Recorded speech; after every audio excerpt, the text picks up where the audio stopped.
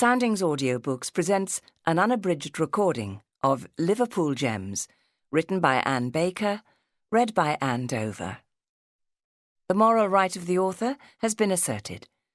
This performance is owned by Soundings, Whitley Bay, NE26, 2JT. CD 1. Chapter 1. Saturday, 4th of May, 1935. Caroline Courtney was only half awake when from the folds of sleep came the feeling that today was an extra special day.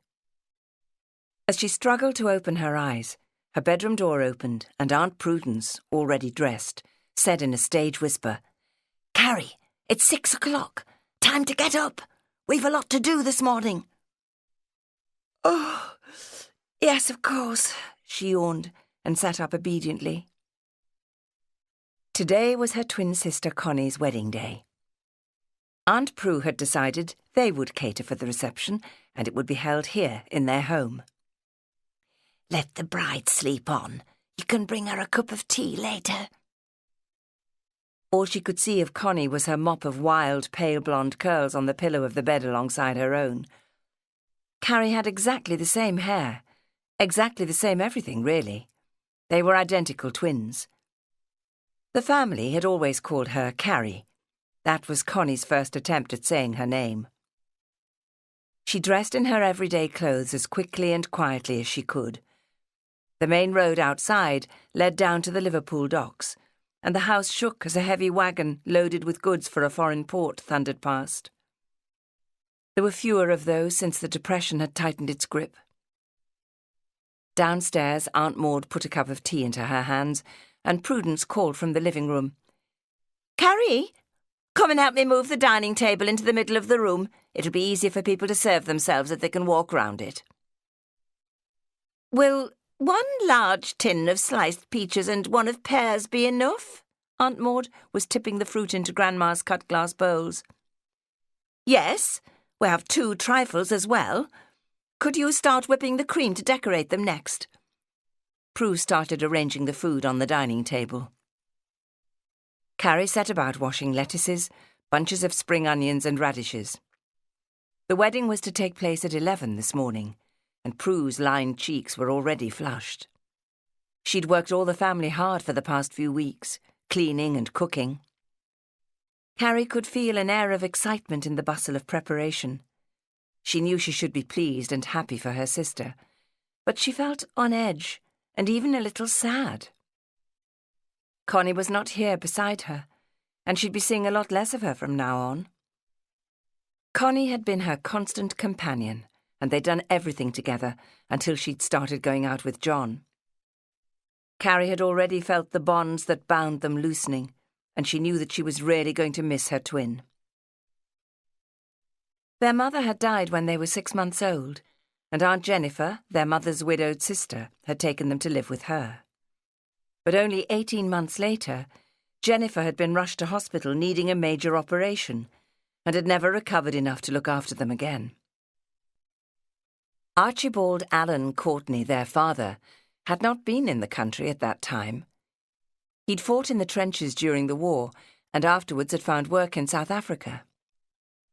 Without being asked, his elder sisters, Prudence and Maud, had taken the girls in and had brought them up on a strict timetable of regular church-going, frugal meals, and hard work. Times had been hard, but at least, Carrie mused, she and Connie had always had each other.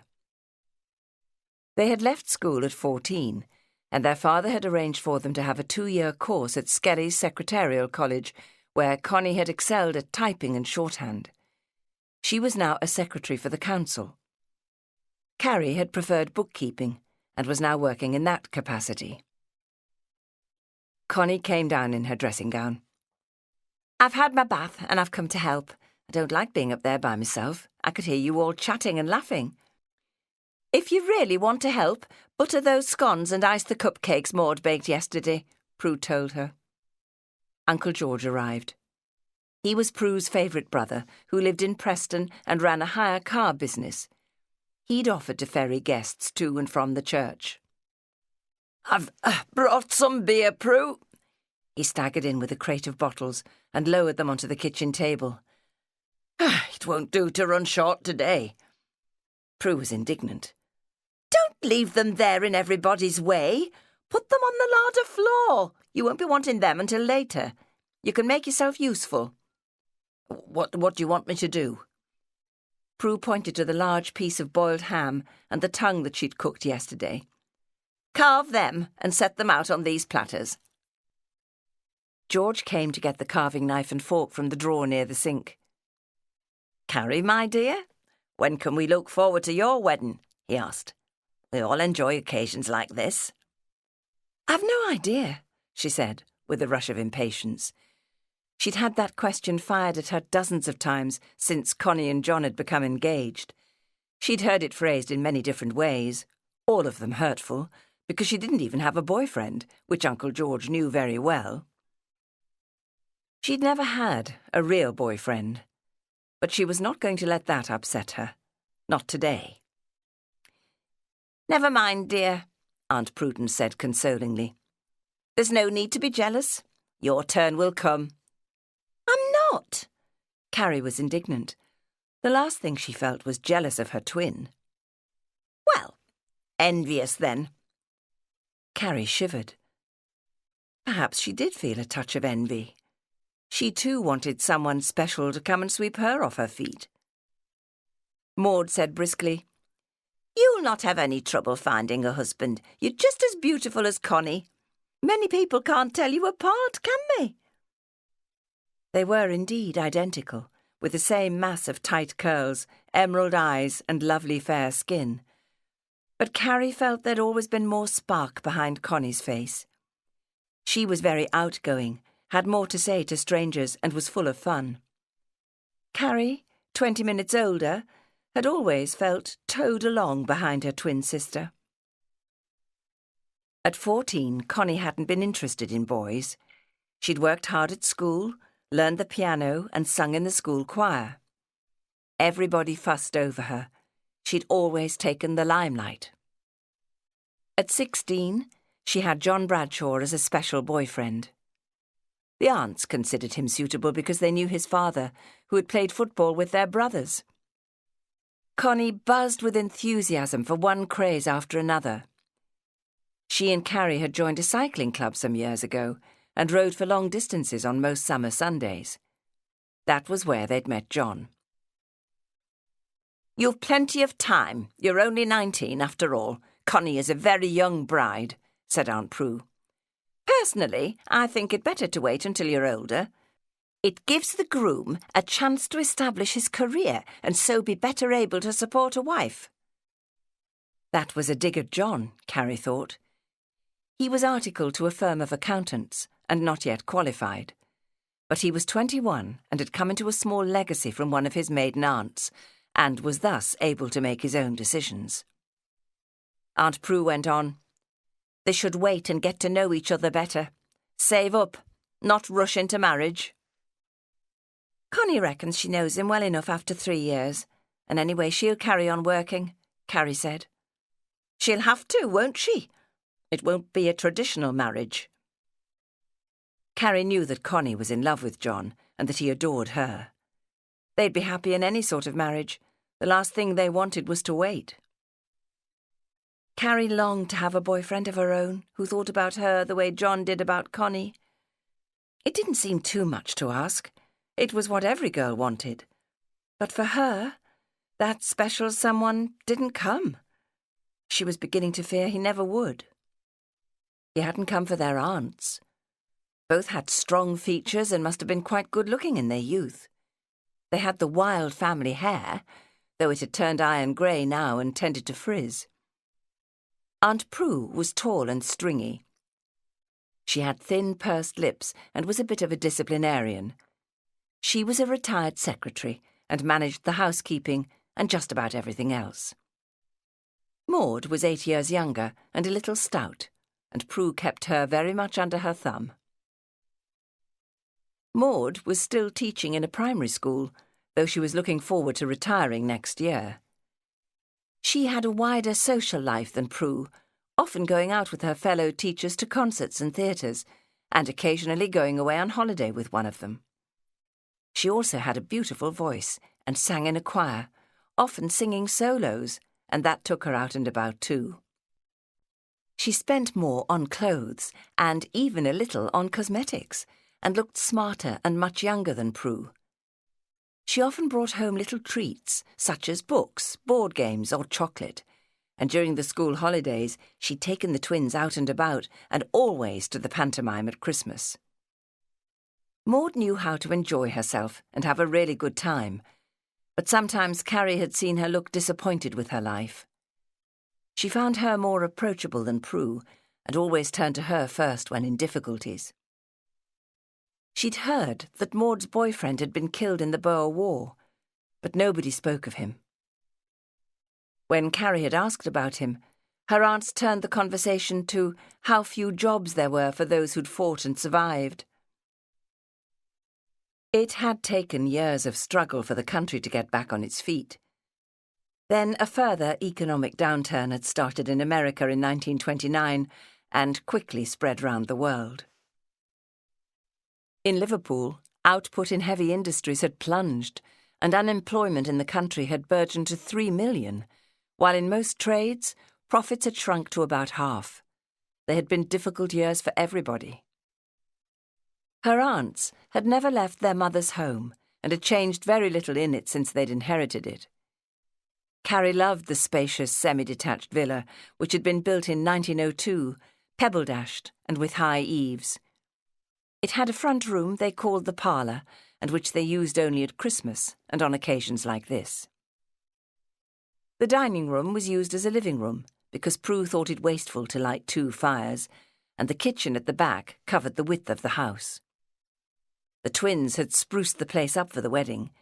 They'd even whitewashed the backyard walls and grown a few flowers in tubs. It looked like being a sunny day, and the guests would be able to spill out through the kitchen. Only the 2 families had been invited, with a few neighbours and 1 or 2 of the girls Connie worked with. "We can manage perfectly well, providing we limit the number to 25, Prudence had told them. It had crept up to 32 since then. At 9:30 they all sat down in the kitchen to the breakfast Prue had made. It was what they usually had, tea with boiled eggs and bread and butter. "On schedule," she said, looking at the clock. Afterwards, Carrie and Connie went upstairs to get ready. There were 3 generous bedrooms, a box room, and a bathroom with a large bath on legs that was developing green water stains in the enamel. Carrie only needed a wash, as she and Maud had been urged to have their baths last night, so that there'd be hot water for the bride and for Aunt Prue this morning. Connie was in her bridal gown by the time she returned from the bathroom, and the only help she needed was to fasten the buttons down the back. It took longer to remove the frizz from her overabundant curls and make them shine with a little brilliantine, a trick learned from Uncle Bob, who had similar hair. Connie looked radiant in her demure white gown, with faux orange blossom woven into her hair and her veil clipped in place. Carrie, who was to be the only bridesmaid, quickly slid into her gown of primrose satin. Connie interrupted her application of face powder to button her into it. Carrie used brilliantine more lavishly on her own hair. It was the only thing that tamed it and made her curls shine, but neither girl admitted using it to their friends. Brilliantine was meant for men. "Right. Are we both ready?" "I am," Connie said, "but I'm beginning to feel butterflies in my stomach." "I'm feeling more than butterflies," Carrie said. "Up to now we've spent our lives together sleeping in this room. But you won't be here any longer." She looked round at the twin beds, the shared dressing table and the framed photographs of their mother and father hanging on the wall. Auntie Maud had hung them there years and years ago, and Prue had said, "Just like the photographs of royalty in the town hall." "They'll want to know what their parents looked like," Maud had retorted. It was a good full-face studio portrait of their mother, but the image of their father had been blown up from a snapshot. He was sitting in sunlight that was brighter than any they'd ever seen, and the buildings behind him looked exotic. He was wearing slacks and an open-necked short-sleeved shirt with a sun hat. They'd never seen him dressed like that. It made him seem a stranger. "I'll be on my own from now on," Carrie said, biting her lip. "No, you won't. I'm not going far, and we'll see each other often," Connie told her briskly. "I don't want to lose touch with you. Anyway, Dad is back for a while, so you'll have his company." That cheered Carrie, but only briefly. "Yes, but you and I are close, and I hardly know him. He'll want to take you out and about, won't he? Come on, let's go. Do you want your veil down now?" "No, I can't see much through it. I don't want to trip up." Carrie found it quite difficult to hold up Connie's train as well as her own long skirt to negotiate the stairs. Another goods wagon thundered past outside, but in a moment of quiet when they were halfway down, Connie asked, "What's that strange ticking sound?" Carrie listened. Something was going tap, tap, tap, tap. "Oh, I don't know." The ringing of the front doorbell interrupted them, and she ran to let the newcomer in. "It's Dad," she called. "Hello, love. I daren't hug you now you're in your finery," he said, pecking at her cheek. Carrie had not seen much of her father. He'd come home every 3 years or so, and he'd always made much of her then, but she didn't feel she knew him well. He was still a handsome man at 49, having acquired a good tan and just enough greying hair at his temples to make him look distinguished. He'd always been very generous to both of them, and had provided Connie with enough money not only for the wedding, but to launch her into married life. "There you are, Connie. You look a picture. You make a beautiful bride." He took both her hands in his and leaned forward to kiss her cheek. "Do you want a drink?" "No, she does not," Prue said indignantly. "Not until after the ceremony." "There's tea, if you want it," Maud said from the kitchen.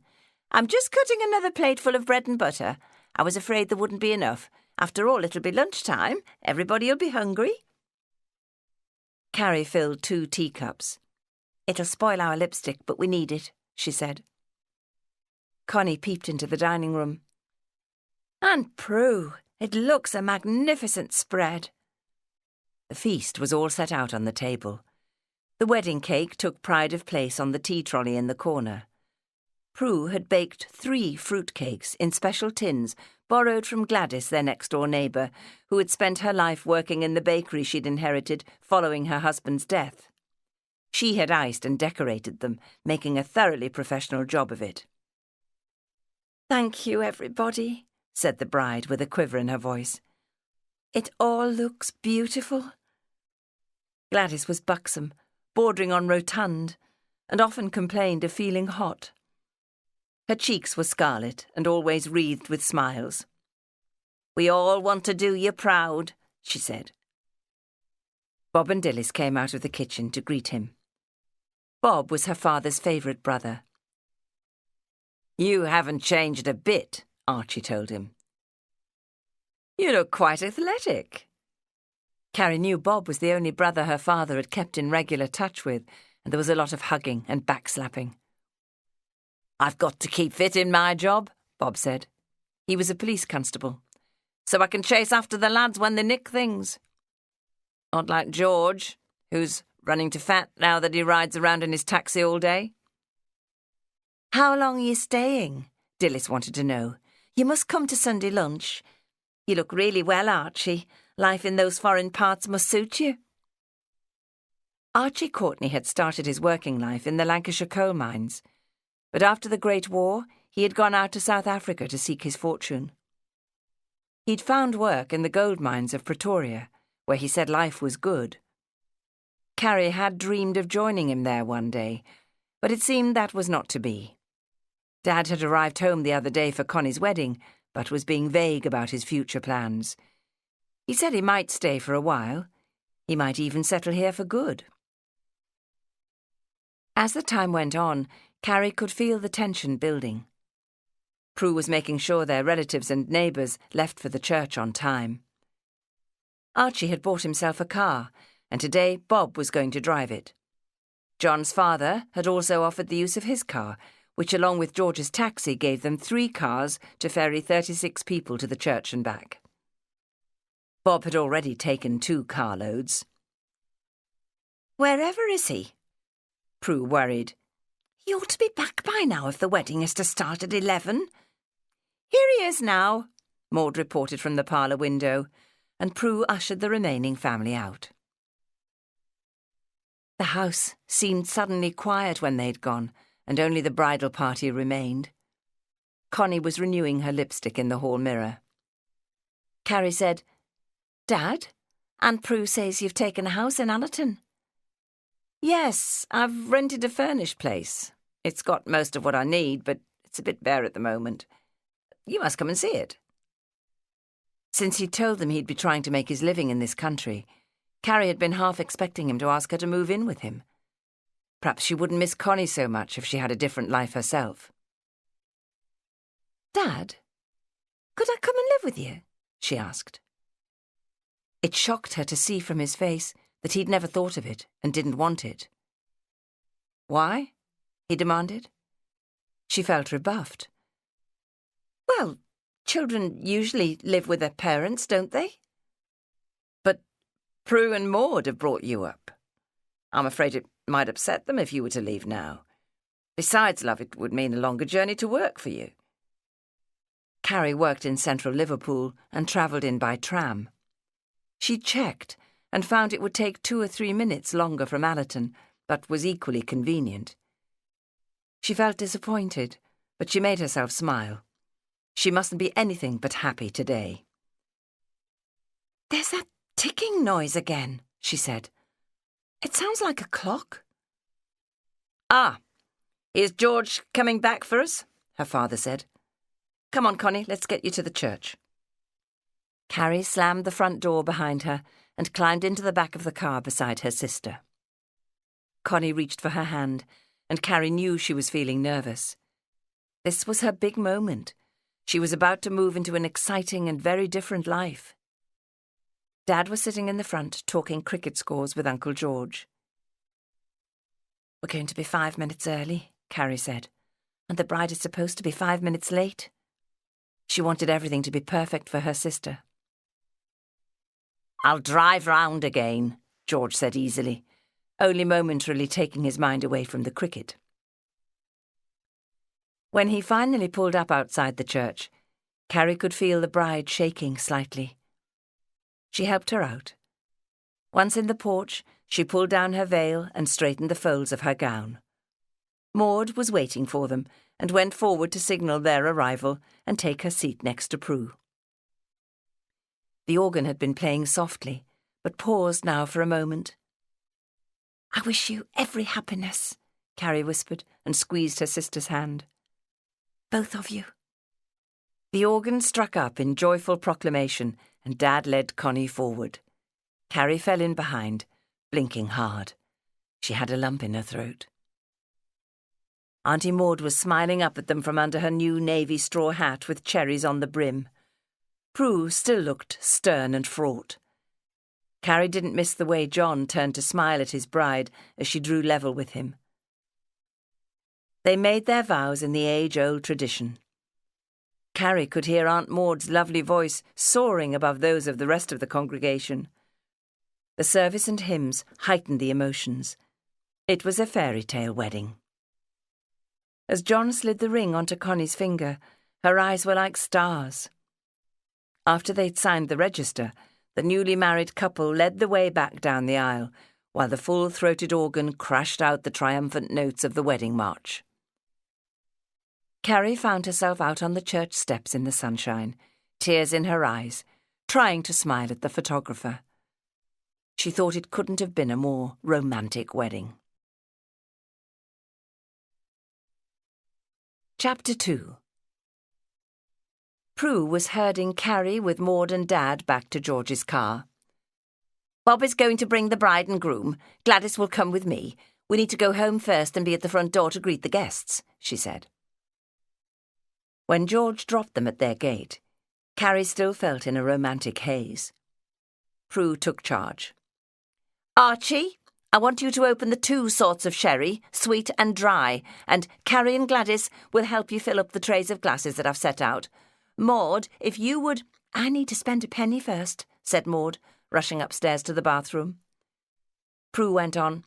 John's father will push as many as he can into his car, and he'll not be far behind us. Carrie followed her father to the kitchen. She'd poured only 1 glass of sherry when she heard Maud shrieking at the top of her voice. She stopped, cold shivers running down her spine. Something terrible must have happened, she said. What could it be? Beside her, Dad put down the bottle he was about to open and turned to go upstairs, but Maud was already hurtling down. Water! She could scarcely get the words out. Coming through the ceiling, all over the landing. What? Prue's mouth had dropped open. Water! Everywhere is soaked! Archie shot upstairs and was down again in an instant. I think something's leaking in the loft. The stopcock. Where is it? For heaven's sake, you and Bob fitted a new sink for us once. Prue was impatient. That was ages ago. How am I supposed to remember? Nevertheless, he went straight to the kitchen and opened the cupboard under the sink. Moments later, he was frantically turning the water off. The front doorbell rang.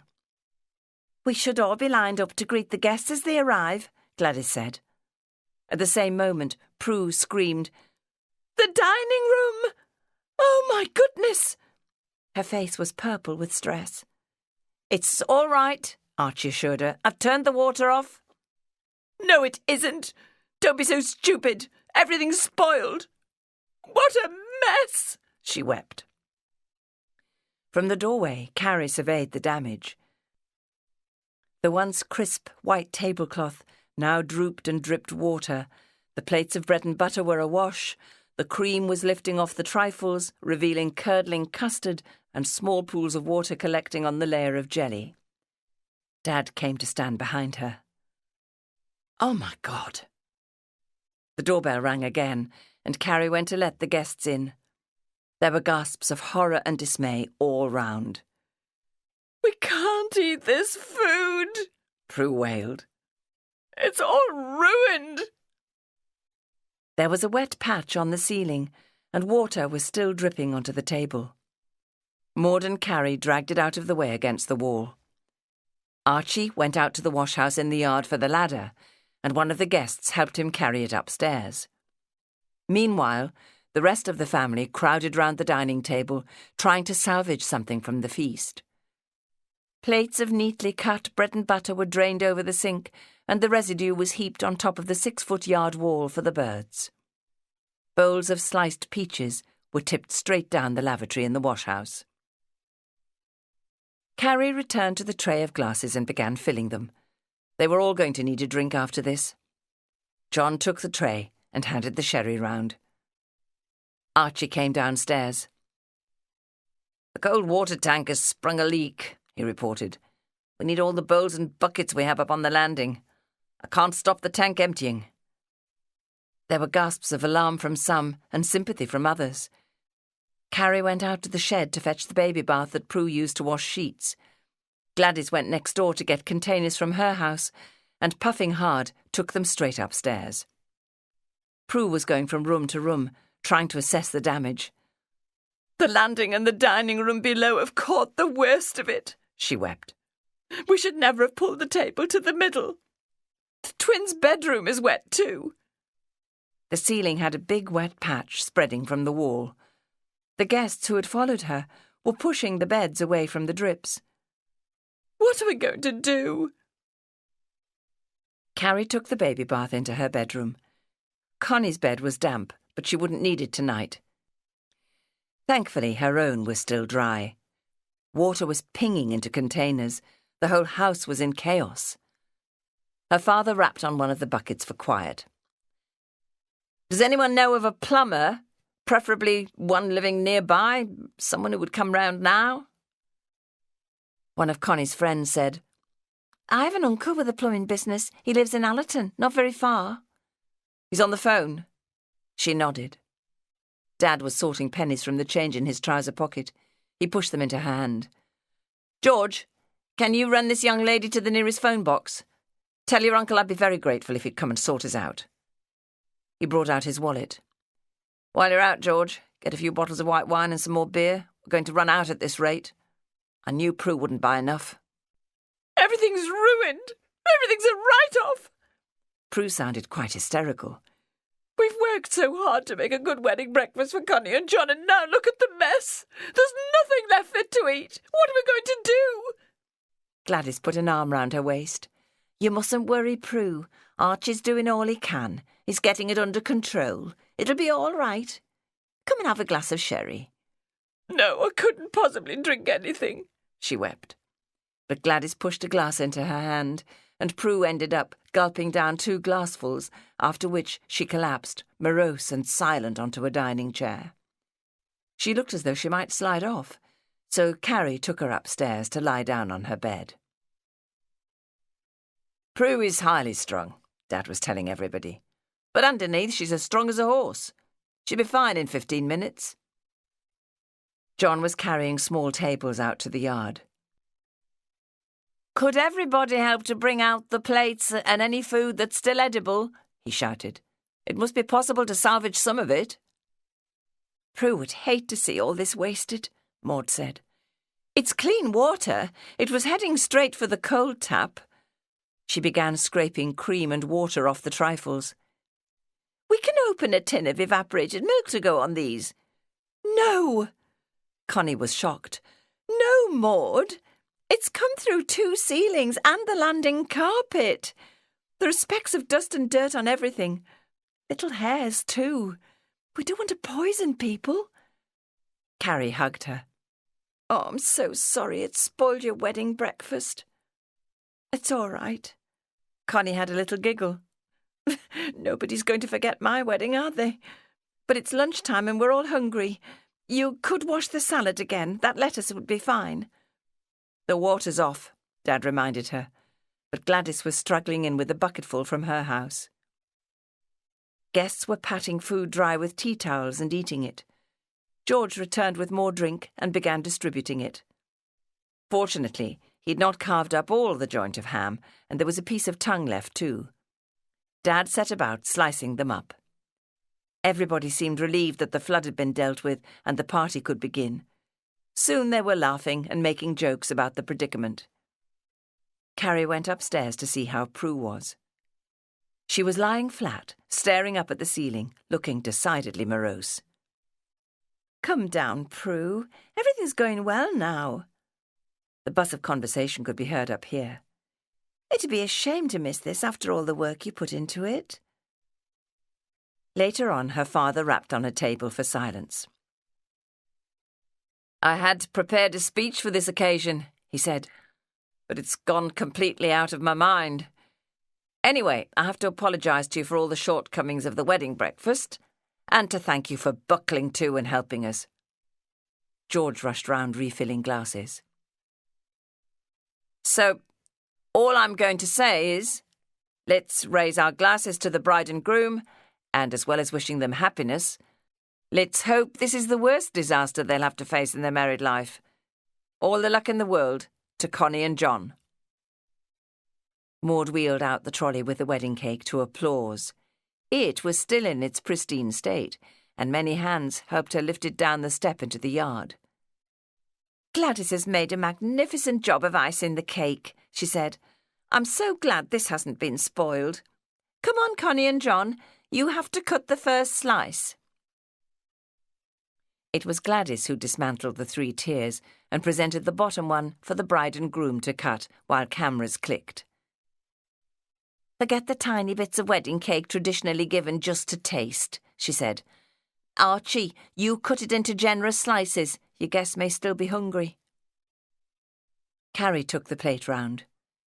Everyone was appreciative, and even Prue relaxed and helped herself to a slice. There was laughter as well as a heightened buzz of conversation. She whispered to Connie, It's going well now, isn't it? Very well, her twin agreed. Shortly afterwards, Connie, all excited smiles, came looking for her and took her by the hand. Come and help me change into my going-away outfit. Time's going on and we have a train to catch. The honeymoon was to be a week in the Lake District. Carrie followed her up the stairs and squelched across the landing to the bedroom they'd shared. Connie's green two-piece, bought specially for the occasion, swung on a hanger from the doorknob of one of the two large Victorian wardrobes. Connie sat down in front of the dressing table and tried to remove her headdress. Can you help me get this out of my hair? It took Carrie time to unwind the strands of faux orange blossom from her tight curls. Really, Connie didn't need much help once she was out of her wedding dress. Carrie changed too, into the blue frock she'd kept for best for the last year. Connie said, I'm leaving my bouquet here for you. I'm cutting out the tradition of throwing it for the next bride to catch. It could be Aunt Prue who catches it, Carrie said, and they both giggled. She knew her twin understood that she was a bit touchy about being considered the next bride in the family. When Connie was ready to leave in her new outfit, they both took a last look round at the twin beds, each with the white candlewick counterpane pulled neatly up over the pillow. Mine is soaking, Connie felt it. It's just as well I won't be sleeping here tonight. Carrie couldn't help feeling they were facing changes such as they'd never known before. It's the end of an era, she choked. Oh, Carrie. Connie threw her arms round her in a hug. I know it is, and I've caused it. I'm going to miss you. I almost wish you were coming with us. On your honeymoon? Carrie's lips trembled, but she had to laugh too. I'm sure John would have something to say about that. But we've never been separated before, have we? We mustn't get cut off from each other. Uncle George was waiting to drive the newlyweds to the station. He'd refused to let Carrie tie old boots and tin cans to the rear bumper for luck. The whole family turned out on the pavement to wave them off, but the car turned for the station and was out of sight in a moment. They trooped back inside. Everything suddenly felt flat. It was all over. Great Aunt Vera said she must go to catch her tram. I'll ask Bob to drive you home, Archie said. Other members of the family began to drift away. Carrie stood between Prue and Maud, kissing everyone goodbye. A bit of an anticlimax, her father said, when the front door closed behind the last group. Aunt Prue led them to the kitchen. 2 bottles of wine left, she said. Archie, I told you not to buy too much. We couldn't have rescued Connie's party on 1 glass of sherry each, he said. Prue bent down to lock the wine into a low cupboard. We'll keep this for Christmas, she said. Wouldn't you like another glass now? No, we've all had quite enough, thank you. Now then, Maud, there's plenty of clearing up to be done, even if the water isn't on yet. Gladys has brought us 2 more bucketfuls. Carrie, if you fill the kettle and a couple of pans and heat them on the stove, we could start the washing up. For heaven's sake, Archie said. It would be better to wait. The plumber says your cold water tank is leaking because one of the joints is split. A tank? Has joints? Several, where the pipes come off. He's gone back to his yard to see if he can get you a replacement tank. That sounds expensive. Couldn't he repair the old one? He says not, but he'd put a new one in as soon as possible. Archie opened another bottle of beer. Oh, I could do with a bit of a rest after all that. He led the way to the parlour. They all followed. Carrie felt shattered. Maud paused to pour wine from the only bottle that had not been drained. I think we should thank Archie for sorting us out, she said to her sister. You and I wouldn't have known where to begin. Of course, Archie, Prudence said. We're very grateful for your help. It was a bad start, Carrie smiled. But, Dad, you did get the party going eventually. It was not at all what I intended. Prudence would not be cheered. Big disappointment for the bride and groom. It spoiled everything for them. I don't think so, Archie said. Connie and John mucked in to help. Carrie wanted to smile. Connie said nobody would ever forget her wedding. Archie Courtney had been sitting in the window, watching for his brother Bob to return with his car. When he saw the brand-new Austin 10-4 pulling up to the curb outside, he gulped down the last of his beer, leapt to his feet, and kissed Carrie's cheek. "Bye, love." His sisters got to their feet too. He kissed them dutifully. "No need to come out," he said. "We're all tired now." They trailed after him anyway, as he'd guessed they would. Prue had always been a trial to him. She was 18 years his senior, and as the firstborn in their large family, she was inclined to boss all her siblings. As the youngest, he felt he'd received the bulk of her attention, and now at the age of 49, it irritated him. One advantage of living abroad was that he'd escaped Prue, but she was nosy and wanted to know more than he was prepared to tell her. She caught up with him on the pavement. Her pale grey eyes challenged him. "You are quite a stranger here now, Archie," she said. "I thought you went out to South Africa to enjoy a better standard of living." "I did," he said, wishing she wouldn't stare at him. "What have you come back for, then?" Archie didn't know what to say. He wasn't sure coming home was the right thing for him. "I missed England," he said lightly. "Got a bit homesick." He had a very good friend, Rod, a businessman, who had asked him to come and help start up a new firm here, but he told him little about it and left everything up in the air. Marion had been keen to come over and work for Rod and had persuaded Archie not to be left behind. "It'll be fun," she'd said. "We'll have a good time." They'd both insisted on the need for secrecy. "We don't want everybody to know what we're doing." Prue didn't give up once she'd started.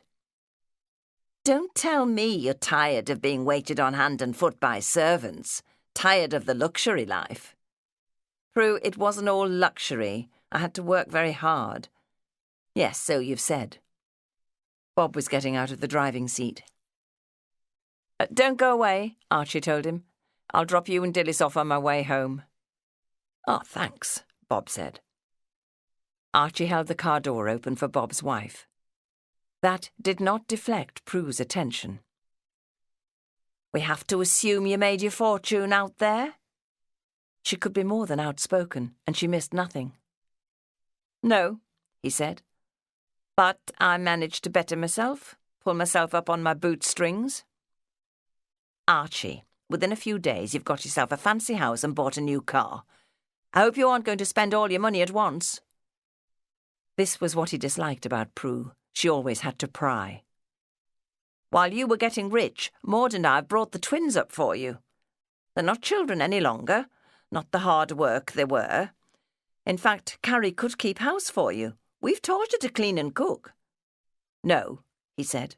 "She's settled with you and Maud. And she's reached the age when she can help you." He couldn't have a grown-up daughter living with him. Carrie would see too much and start asking awkward questions. He looked round for her, hoping she wasn't hearing this. "I'm very grateful for all you've done for the twins." "She'll be disappointed, I know.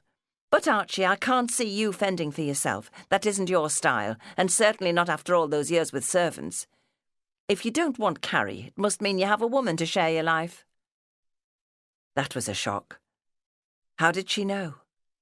He took a deep breath. "Yes, I have. She's on the way here now from South Africa." Prue's eyes opened in surprise. "You've got married again, and you haven't even told us." "No, but I'm hoping to persuade her." He got into the driving seat. "I came on ahead to find somewhere for us to live. Her name's Marion. You'll like her." Prue sniffed. "Shall I come round and help you settle into this grand house you found?" "No, thank you." He was exasperated. "I am settled in. It's a furnished house. It's clean and shipshape, though a little bare." Prue had the sort of gaze that seemed to see into his mind. "I hope you're going to invite us all round to see it," she said. "Of course." He put the car in gear and made his escape. Smashing car, Bob said enthusiastically. It's this year's model, a 10-4 Lichfield saloon. What would I give to have one of these? Chapter 3. John had given Carrie a key to the furnished flat he rented and asked her to put in a loaf and some milk on the day they were due to return, as it would be late when they got back. The evening before, she took round some late wedding presents and ran the carpet sweeper round to pick up a few specks of dust. She'd helped Connie get things ready. The double bed was made up with new bedding, and a fire had been laid in the living room grate. This was what Carrie really envied. Connie was now Mrs. John Bradshaw and had a home of her own. They'd talked a lot about the stifling routine in Aunt Prue's house. There was dried and tinned food in the larder, but very little else. On the spur of the moment, Carrie picked up one of the wedding present pans and took it home with her. On the way, she bought the ingredients for a stew and cooked it on Aunt Prue's stove that evening. The next morning, she took the stew to work with her. She bought the loaf and milk at lunchtime and called round again on her way home that evening. She was walking up their road when a taxi drew up and Connie and John got out. Connie threw her arms round her in a great bear hug. "We've had a marvellous time," she said. "I've so much to tell you." Carrie helped them carry their suitcases up to the flat. "Everything was wonderful," John said. "I can see you've had the sun, John," Carrie said. "You've got quite a tan." She and Connie had such fair, translucent skin that they tended to keep in the shade, but even so, Connie's cheeks were pink and she had a luminous golden glow. Carrie opened the bag she'd brought and took out the pan of stew. "It only needs heating up." "Carrie!" She saw the look of delighted surprise on Connie's face before she gave her another hug. "How kind of you," John said, and kissed her cheek. "We were having our first argument in the taxi. I wanted to have a walk round and look for a fish and chip shop, but Connie thought we should have beans on toast." "He said beans wouldn't be enough," Connie laughed, "though we've eaten huge meals over the last few days." "Thank you," John said. "Your stew will please us both." "Oh, I have missed you," Carrie said. John laughed. "Connie couldn't stop talking about you, so you can take it she's missed you too." "Sorry to come between you, Carrie." She pulled a face. "Somebody was always likely to," she said, "and I'd just as soon it was you." "Look, why don't we have a day out next Sunday, go to New Brighton and have some fun? I'll invite a friend to make up a 4. Carrie forced herself to say, "No, you'll want to settle in, do things together." "No, I mean it. Connie wants to." Carrie knew they'd both try to include her in what they were doing, but this was making her feel a failure. She would have to face up to it. "John, you must be scraping the bottom of the barrel when it comes to friends to introduce me to." He'd been doing it over the past year. 1 or 2 had taken her to the pictures afterwards, but it had never gone further than that. "You must give up trying to matchmake." Pride made her add, "I'll do it on my own sooner or later." Though, to be honest, she was almost ready to give up hope. Maybe she'd been cast as another maiden aunt. "Of course you will," John said, as though he could read her thoughts. "You're only 19, for goodness sake. Being a twin must be marvellous when you're a child, but sooner or later you have to set off on your own." That sums it up, Carrie thought, as she left to walk home. It gave Carrie the occasional pang that John had started by being her friend. They'd had long discussions about bookkeeping and accountancy and the jobs they were doing. One weekend last summer, she'd gone with Connie on an expedition with the cycling club, and they'd stopped in a park 20 miles from Liverpool to eat their sandwiches. They'd sat near tennis courts, and Carrie had watched a game with interest, a doubles match. John had asked if she played. "Yes, in the park at home." "Will you have a game with me next week?" he'd said. "Oh, I'd like to," she'd replied. Of course, Connie had gone with her, though she didn't care for ball games. She wasn't any good at them. But as with everybody else, John had been drawn to Connie, and it was her he really took to. She was thrilled to be marrying him. Carrie had to tell herself that it was not betrayal on Connie's part, that she liked John and mustn't resent the fact that he'd chosen her sister. She very much wanted Connie to be happy. Marriage was the natural route through life, and they both wanted that. No way did either want to end up an old maid like Prudence. One Saturday afternoon 3 months ago, Carrie had agreed to go shopping with Connie. She needed to buy her going-away outfit and said she wanted a couple of new night dresses too. John spent Saturday mornings having lectures, and he called in to see Connie on his way home to fix a time to meet her that evening. She stood talking to him in the hall for the 10 minutes it took Carrie to get ready. "Come on, Connie," Carrie said when she came down. "The shops will be closing before we get there." Sorry. Connie shot upstairs, leaving her with John. "Come and sit down," she said, taking him into the deserted living room. "That's a huge load of books you carry around." He lowered his rucksack from his shoulder. "Can I see?" Carrie asked. "You're interested, aren't you?" John asked as she opened one of the books and sat down. "They're accounting textbooks. I've got to revise. My exams are looming." "Yes, I'm interested. As a bookkeeper, they keep me doing the routine bits and it can get a bit boring. I'd like to move on, learn more. Unless I do, I'll not get promotion." She met the gaze of his gentle grey eyes, expecting him to say, "But if you want to get married, what's the point?" Instead, he said, "You're saying you want to train to be an accountant?" "I've been thinking about it," Carrie admitted. "But I'd have to sign up for 5 years, wouldn't I? That's an awful long time. I'd be 24 before I finished." He laughed. "That's what I did to become a chartered accountant, but there are all sorts of other accountancy exams." "Why did you choose to be a chartered accountant then?" "Because it's said to be the highest accountancy qualification." "Then that's what I want to do. How do I start?" "You'll have to talk to your father, ask him if he'll pay for you to be articled. I'm afraid that's necessary." "Is that what you did? Will it cost a lot?" "Yes, to both. But they'll pay you a little back monthly as pocket money, and after 3 years, when you're becoming more useful to them, they'll add a bit more to it." "Are there many girls doing it?" "No. I did hear of one, but she only survived 2 years." "What happened? Did she change her mind?" "She wanted to get married." "Oh, they don't employ married women?"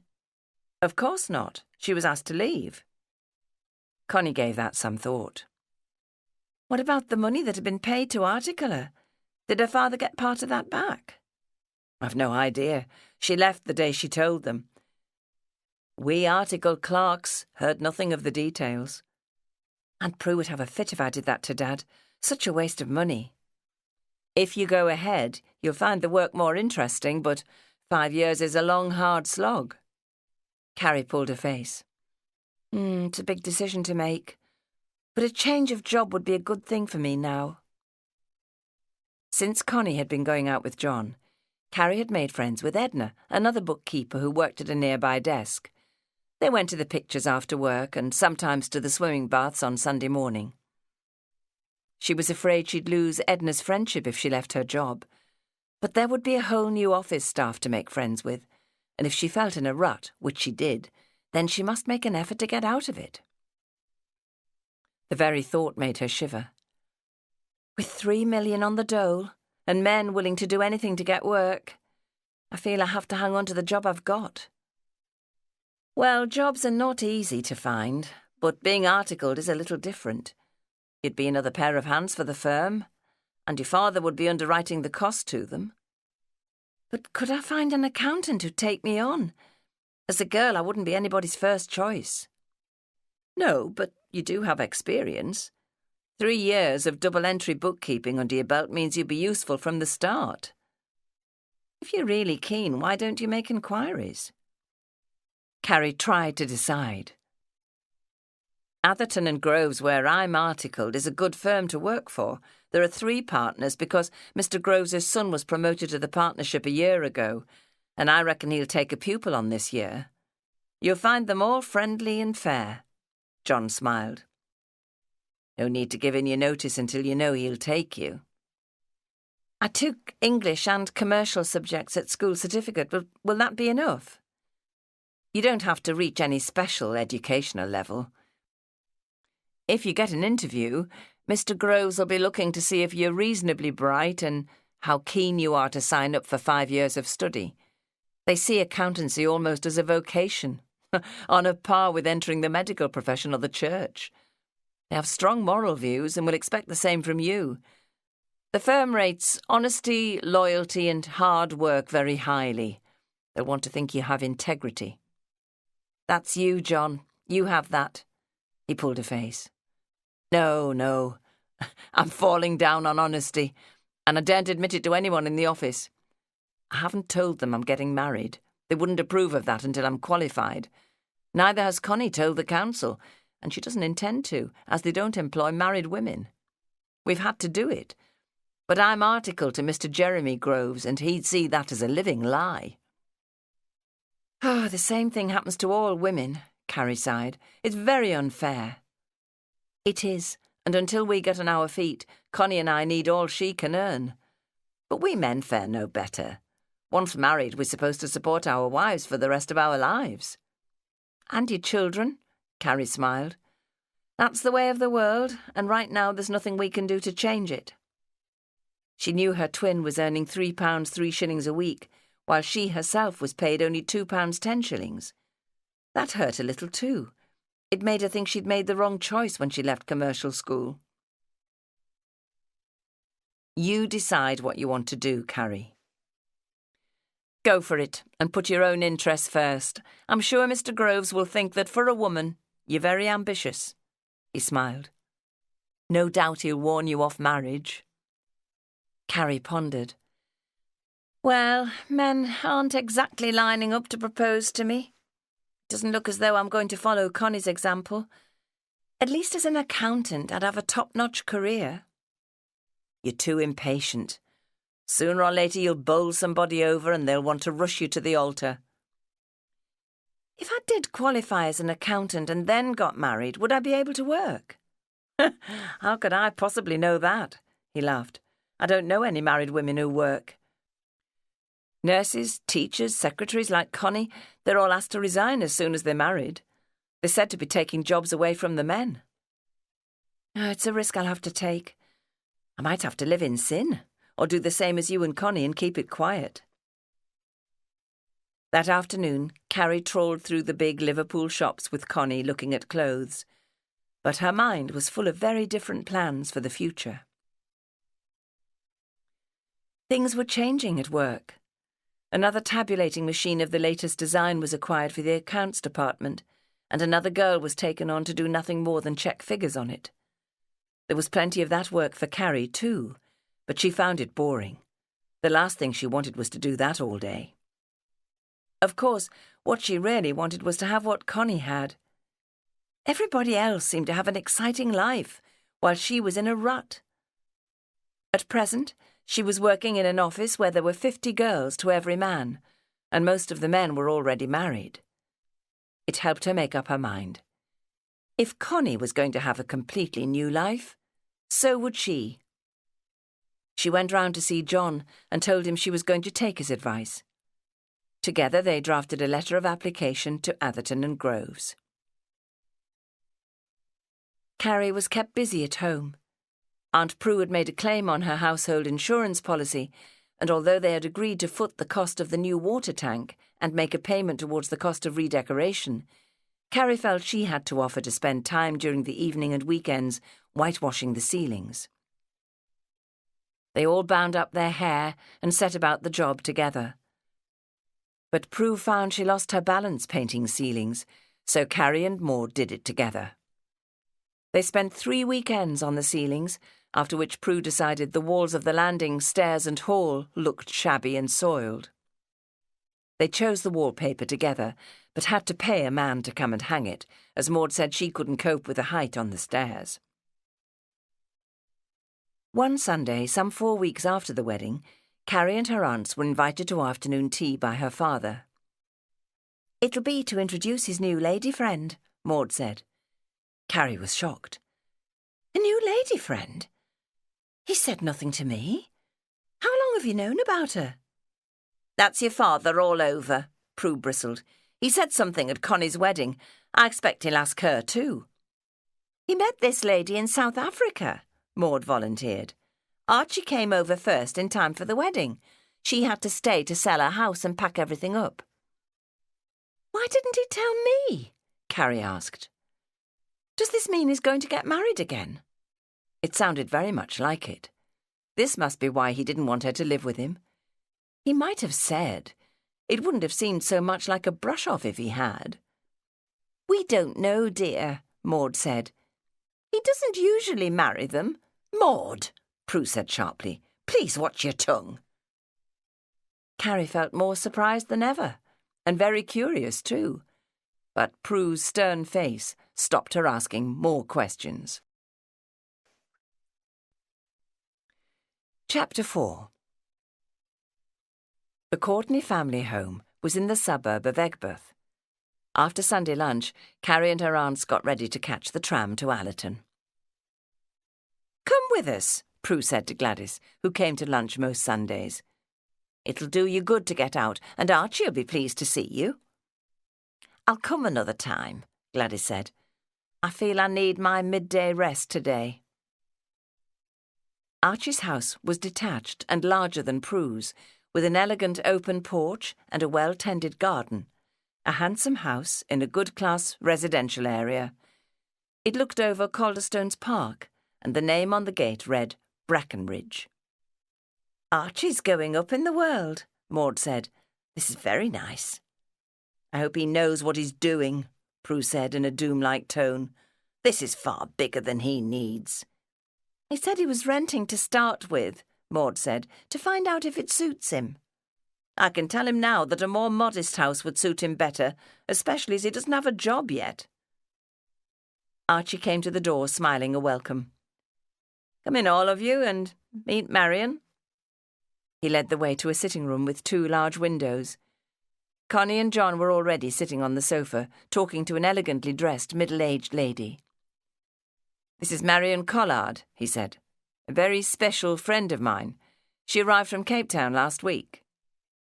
"Hello, Carrie." Marion stood up and came to kiss Carrie's cheek. "It's lovely to be here and meet all Archie's family. I've heard so much about you. I was sorry to miss Connie's wedding." "You've caught up with us now." Her father patted Marion's arm, and that gesture made it clear to Carrie why he didn't want her to live with him. It made her feel more alone than ever. Even Dad, at his age, had found romance. Prue was fishing for information. "I'm English," Marion told her. "Born in Wigan. I come from a long line of coal miners, just like you and Archie."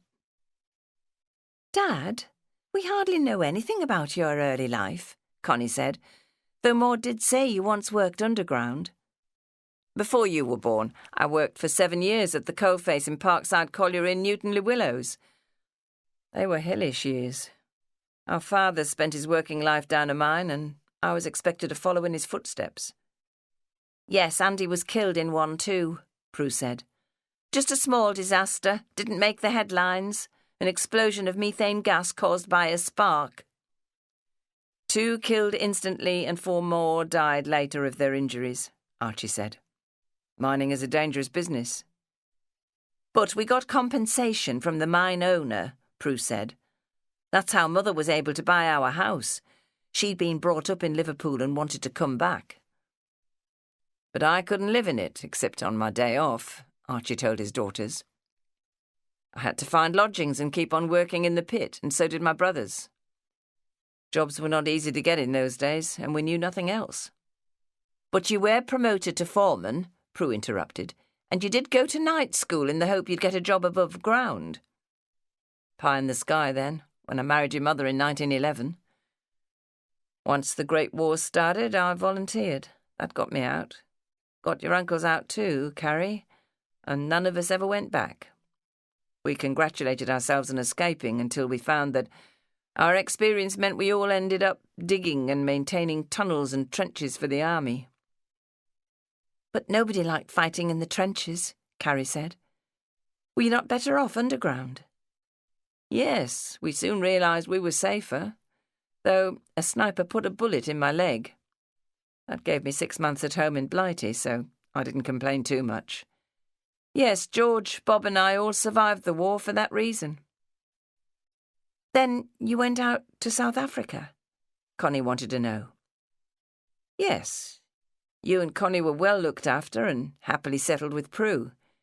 I had a friend who persuaded me to go with him. Neither of us wanted to cut coal again, if we could possibly avoid it. A great deal depends on who you know, and war threw me amongst men I'd never have met here. End of CD 1. CD 2.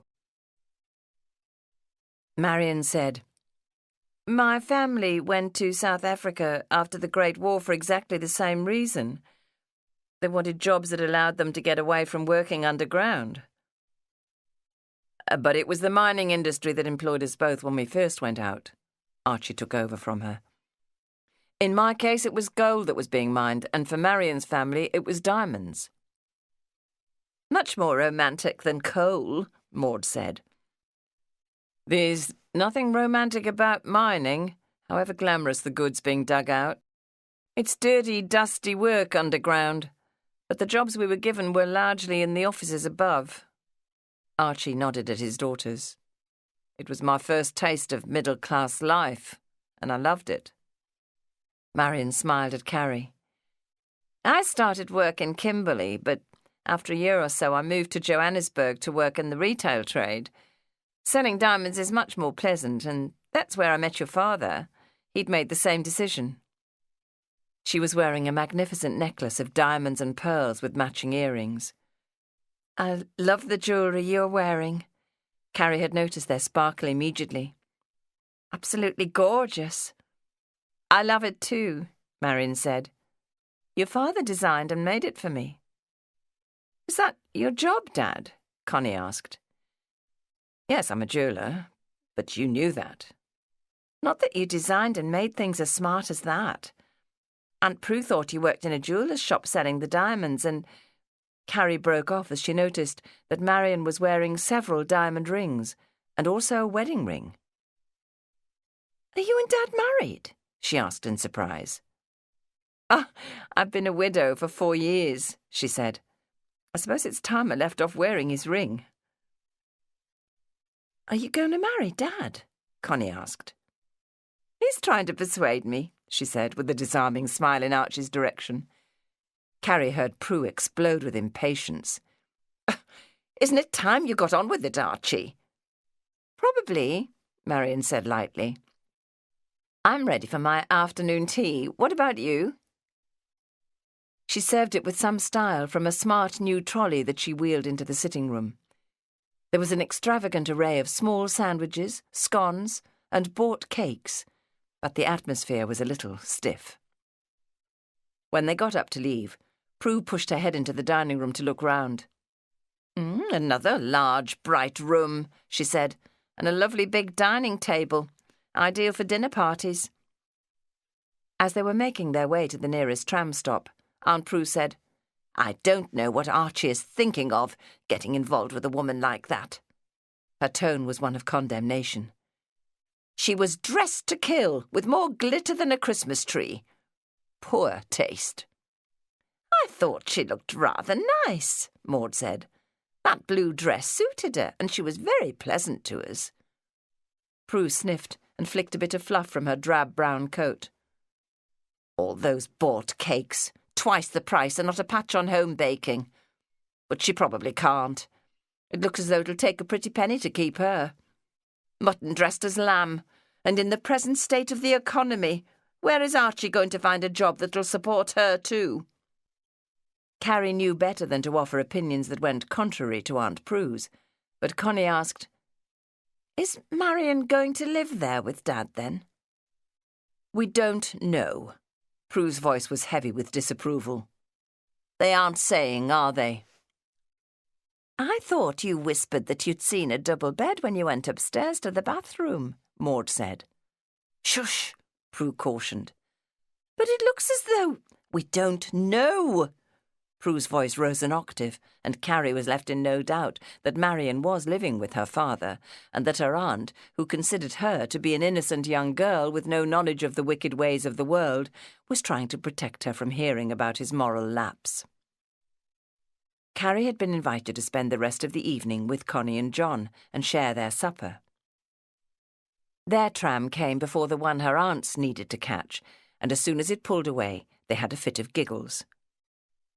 Poor Aunt Prue. She's shocked at what Dad is doing. You'd think Queen Victoria was still on the throne, wouldn't you? John sat on the seat behind the twins. She's afraid, Carrie, that you might believe it's all right to follow his example. Archie reflected that, with Marion listening, he hadn't felt comfortable telling his daughters about how he had met their mother, nor how much he had loved her. It was the summer of 1910 when Archie had met Greta Fielding, a fair-haired 18-year-old beauty, and fallen madly in love with her. She had filled his mind with dreams. Life with her would be bliss. He couldn't really afford to marry, but he didn't care about money. He didn't care about anything else. He just wanted her. They married on a shoestring the following year, and it was all he'd hoped for, though they had to scrimp to get by, and Greta, who had never been strong, was frequently ill. They had a son in 1913, but then it was even harder to make ends meet. Robert was a frail child. He caught whooping cough that Christmas, and over the following months he fought for his life. In March, when they laid him in his grave, Greta was overcome with grief, and nothing Archie could say or do comforted her. All that summer war threatened, and Archie felt very low. Life had become a struggle. When war was declared in August, there was a huge outburst of nationalistic fervour. Flags fluttered over hastily set-up army posts where men could volunteer to fight. Military bands played in the streets, and children ran along behind. The Kaiser needed a kick up the backside, and every red-blooded man in the country wanted to deliver it. England needed them. The whole country was swept up in a heady mood of optimism. Young men signed up in hordes. Archie Courtney was caught up in the enthusiasm and immediately felt more alive. All his mining colleagues said it would be their one chance to see something of the world and have a bit of fun. And anyway, the war would be over by Christmas. He and his brothers were in the first wave of volunteers. They had not expected the army to find their experience useful or to be directed to dig tunnels and trenches in France. This is worse than the South Lancashire coalfields, they complained to each other. At least we had our families round us there and we could live at home. It didn't take long for all those who'd signed up to fight to become disillusioned.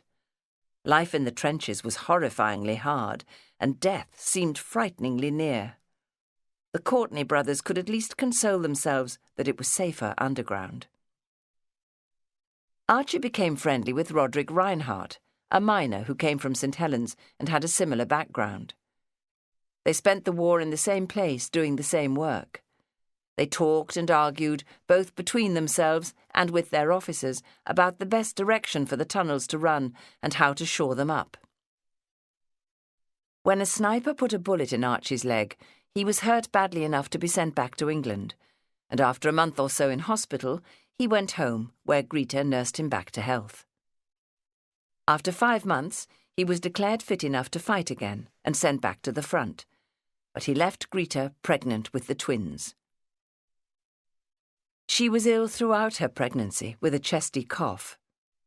She left the rooms Archie had rented and returned to her family. They looked after her and took care of the babies when they were born. Shortly afterwards, her illness was diagnosed as tuberculosis, and she never recovered her strength. She died when they were 6 months old. Her sister Jenny took the twins to her own house, but when they were 18 months old, she too became ill. Archie was given 2 weeks' compassionate leave to come home to see them, and was prostrated with grief that he couldn't hide. Prue offered his daughters a home without being asked, and so that she and Maud could continue to work, she arranged that Archie should pay a small wage to Gladys Nesbit to look after them. They all knew Gladys. She'd been living next door when the Courtney family had first moved in and had been firm friends with their mother. She was the nearest thing to a grandmother the twins had known. It was an arrangement that had stood the test of time. Gladys had become virtually a member of the family. When peace came, Archie was more than ready to return to England. He was eager to see his twin daughters, now thriving and nearly 2 years old. Prue and Maud invited him to make his home with them, and he set about finding a job that was more to his taste. But there were hundreds of ex-servicemen seeking work, and he had no experience of anything but mining. Gladys continued to care for his daughters, even when his payments faltered. Thinking about that now, he was almost overcome by guilt. He couldn't forgive himself for abandoning Greta to join up when he could have continued to work in the pit. Like many others, he'd thought that going to war would be an adventure, and that would get him out of working underground. He'd also abandoned their baby daughters by leaving their care to Prue and Gladys. For years now it had been on his conscience like a weeping sore, and guilt had dogged him ever since. Archie left the army having achieved the rank of staff sergeant, while Roderick had been promoted to warrant officer. They kept in touch, and Archie knew that Roderick was having the same difficulty finding work. Roderick's father was Dutch, but he'd been killed when Rod was 2 years old. His mother, who was English, had brought him up alone. He was flamboyant in every way, and his voice was loud and carried far. Rod stood out in a crowd. He was well over 6 feet tall, 3 inches taller than Archie. He was broader too, although a year younger. He had sapphire blue eyes sparkling out of a tanned and weathered face, and there was always a slight smile on his lips. He radiated good humour, and everybody liked him. He suggested they meet in a pub where he showed Archie an advertisement he'd torn from the Liverpool Echo, inviting applications for junior management posts in the gold mining industry in Johannesburg. The first thing Archie asked was, "Are you sure that isn't underground work?" "No, not if it's junior management, and think of the local population. It must be cheaper to employ them. They'll be doing the underground work. It'll get us away from the pits." Rod was keen. "It'll be a great adventure." "I thought joining the army would do that for us," Archie said. "But look where we ended up."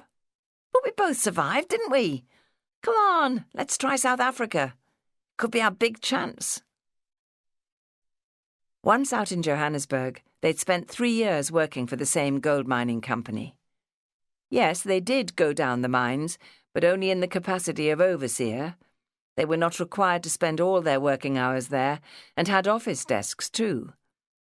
But Archie rated the gold mines hotter, more claustrophobic and more dangerous than the coal mines at home.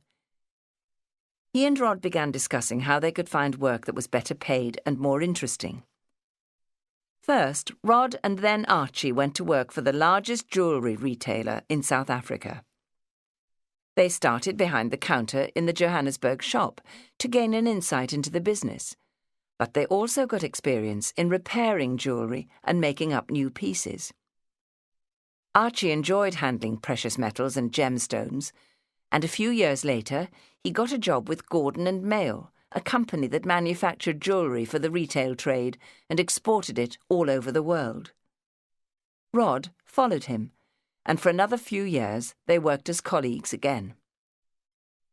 5 years ago, Rod had resigned to start a business of his own, and Archie had seen him prosper year on year.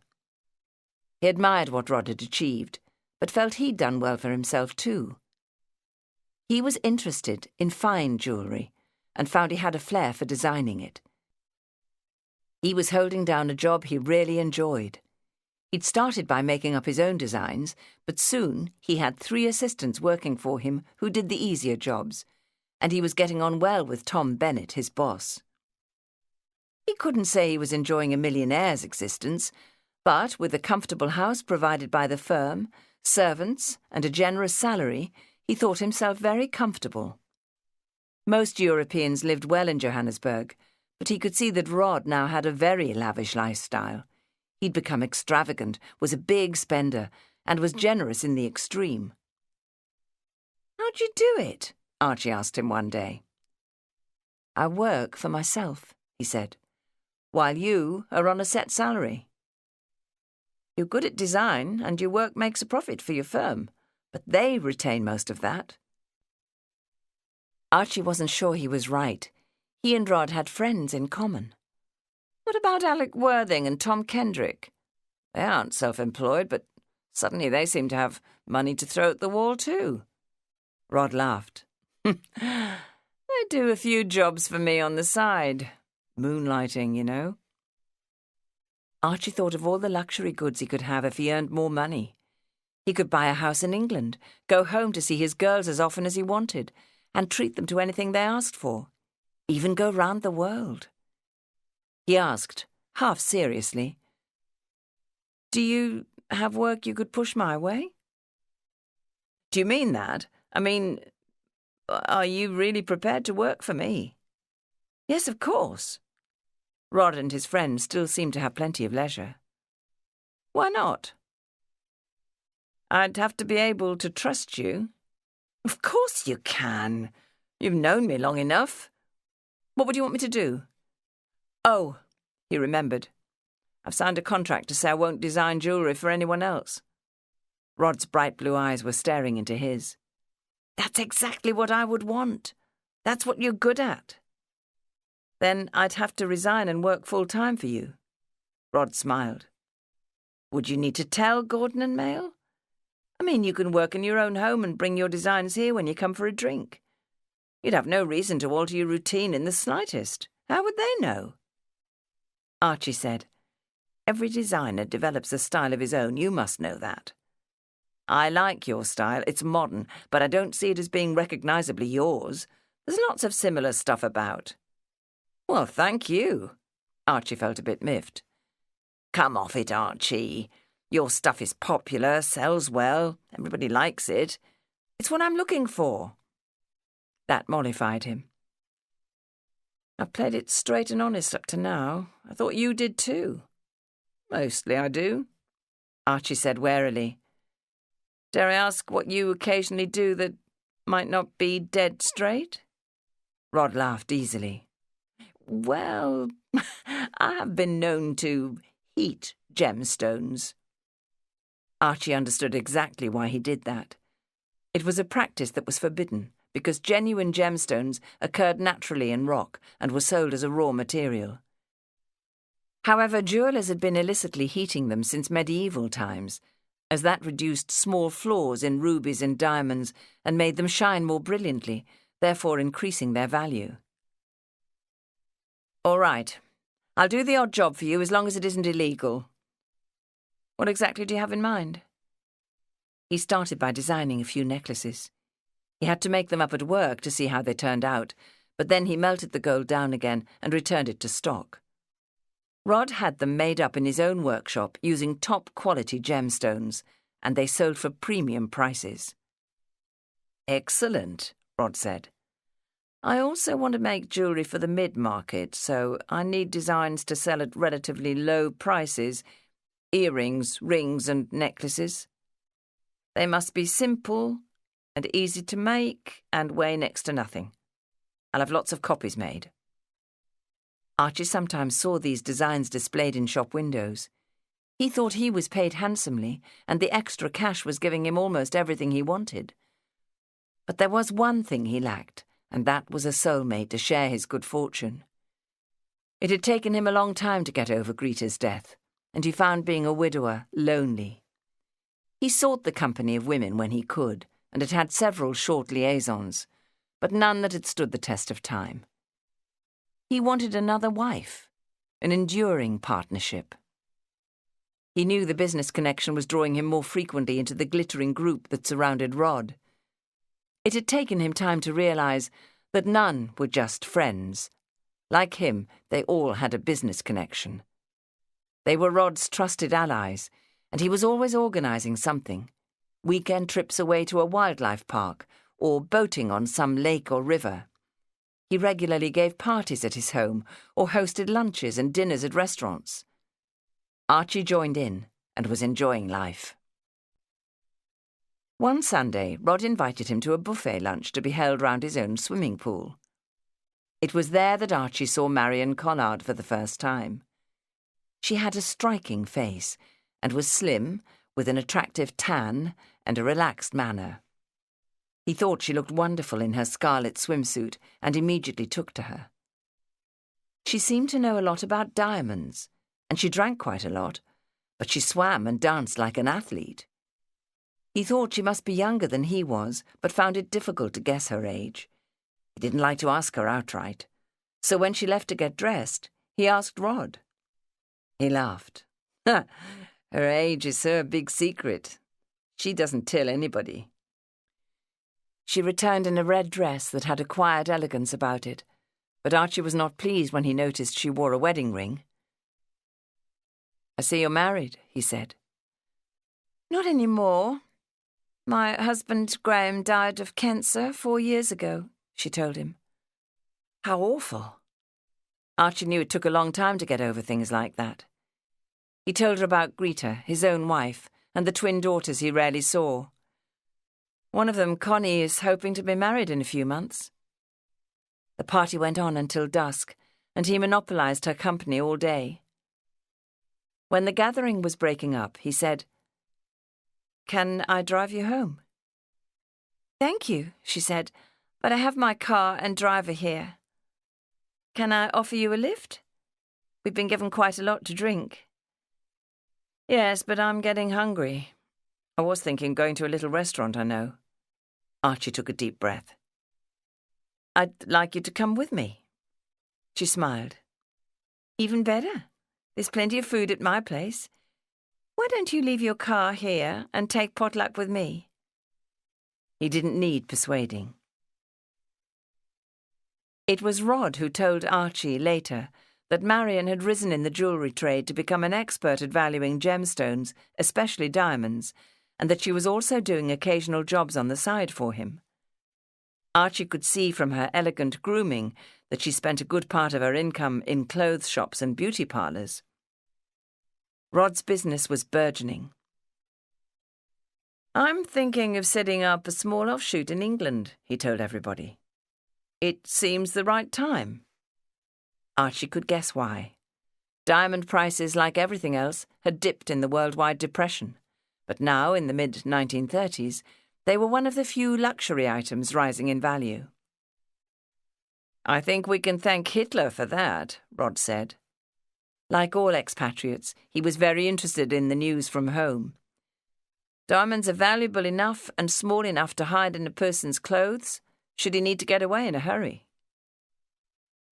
Rod arranged a month-long trip to Europe, leaving his manager in charge of his factory. Archie missed the social life, but he had Marion as a companion. There was nothing he enjoyed more than escorting her about town. He was proud to have such an attractive woman on his arm and thought he was falling in love with her. His first tentative kisses sent the blood coursing through his veins. Marion was responsive, lifting her face to his, giving him hugs and smiles. They both had years of married life behind them, and she soon banished any diffidence he'd felt about making love to her. Soon all their outings ended up either at her house or his, and he felt as if life had new meaning. Within a few weeks, he was utterly beguiled by her. Rod returned with tales of the Amsterdam diamond trade. He told Archie he'd taken diamonds there to be cut. "Make me a few designs for brooches, and I also want something really pretty for a bespoke customer. She wants a very special necklace. She's thinking of one big stone, say up to 6 carats, surrounded by a lot of small ones. She likes emeralds and rubies as well as diamonds. I'll show her your design so she can choose." In the end, Archie made the piece up in Rod's workshop. He'd never made anything quite so valuable before. He set the stones in platinum and worked slowly and carefully. Even he was pleased with the result, and Rod said his customer was delighted. "I've kept on making up a few of the pieces at Gordon and Mayle," Archie said, "partly because I enjoy doing it and partly because it has taken me a long time to hone that skill, so I don't want to lose it." "Very wise," Rod said. "Thank you for putting that work my way," Archie said. "I enjoyed doing it." Some months later, Rod asked Archie and Marion over to dinner. "It'll be just the two of you," he said. "I want to put a business proposition to you." Archie was curious and tried to discuss it with Marion. "He wants the three of us to go to England," she said. "It sounds very interesting, but I know no more than you. We'll have to wait to hear his plans." As usual, Rod was full of joie de vivre, and though Archie tried to steer him towards his business proposal, they had drinks on his terrace, followed by a good dinner before he began. "I've set up a new company in England called the Starbright Jewellery Company," he said. "My business has provided the funds, and I want you two to go over and help me to start it up and get it running. I've made arrangements for several large jewellers in northwest England to use our services. We will do the work they require on their premises." "What sort of work?" Archie wanted to know. "There'll be some repairs, but they also want you to design and make up jewellery to sell in their shops. I'm having diamonds cut in Amsterdam. Marion will be a great help to you. She can put a value on the work and help you make the pieces up, but I want her to concentrate on the paperwork. The jewellers will have to be billed for what you do. She will look after the money side of things." Archie knew that Marion had done a course in commercial subjects at school, but had wanted to work directly with diamonds. "I've arranged for another man to join us in Liverpool. His name is Bill Dainty, and he's an experienced jeweller. His job will be to help you with the practical work. Archie, I want you to go over first and rent a comfortable house with enough room to accommodate the three of us. And I want you to buy a car so we can get round. Bill Dainty has his own rooms." "This is to be permanent, then? I'll have to resign from Gordon and Mayle." "Well, it's difficult to say at this stage. Could you get them to agree to a leave of absence, say 6 months or so? Then if Starbright founders, you'll have lost nothing." "Oh, I don't know if they will." Archie was doubtful. "I think they will," Rod said. "They won't want to lose you. They're making money from your designs. You've trained others to make them up, so they don't need you there for that." "What do you think, Marion? Can you get leave?" "It sounds exciting. I'm all for it. I feel in need of a change, and I think I could always get another job here if I had to. And so could you, Archie. You've quite a talent for design." "When did you say your daughter was getting married?" Rod asked. Archie had spoken often of the twins. "May the 4th. I could arrange for you to go over in time to be there. It would fit in with what I'm planning, and it's time you had a rest and a decent holiday." Archie pulled himself up in his chair and agreed that he would love to see Connie get married. "Join us, Archie," Marion urged. "It'll be great fun." "And financially rewarding, if all goes well," Rod smiled. Archie made up his mind in that instant. "Count me in," he said. Chapter 5. 3 weeks after Connie's wedding, Archie found himself waiting at Lime Street Station. The Union Castle mailboat had docked in Southampton that morning, and Marion and Roderick were coming up by train. Archie had spent the last few weeks getting ready for them. He'd prepared comfortable bedrooms and stocked up with plenty of luxury food and drink. He heard the signal drop. The train was about to draw into the station, and he felt a quiver of excitement. The new life they'd planned was about to begin. More important, he was about to be reunited with Marion. He'd missed her terribly. Rod planned to stay in Europe for about 5 weeks. He had business affairs here, and he wanted to go to Amsterdam to collect the diamonds he was having cut there. He also wanted to see his mother, who'd been ill, so he'd only be staying with them for a few days on this occasion. Rod was larger than life, full of bounding energy and off the train the moment it stopped. He was the first to engage the services of a porter. He wore a Panama hat, though the Liverpool sun hardly warranted it, and his abundant blonde hair sprouted from under it.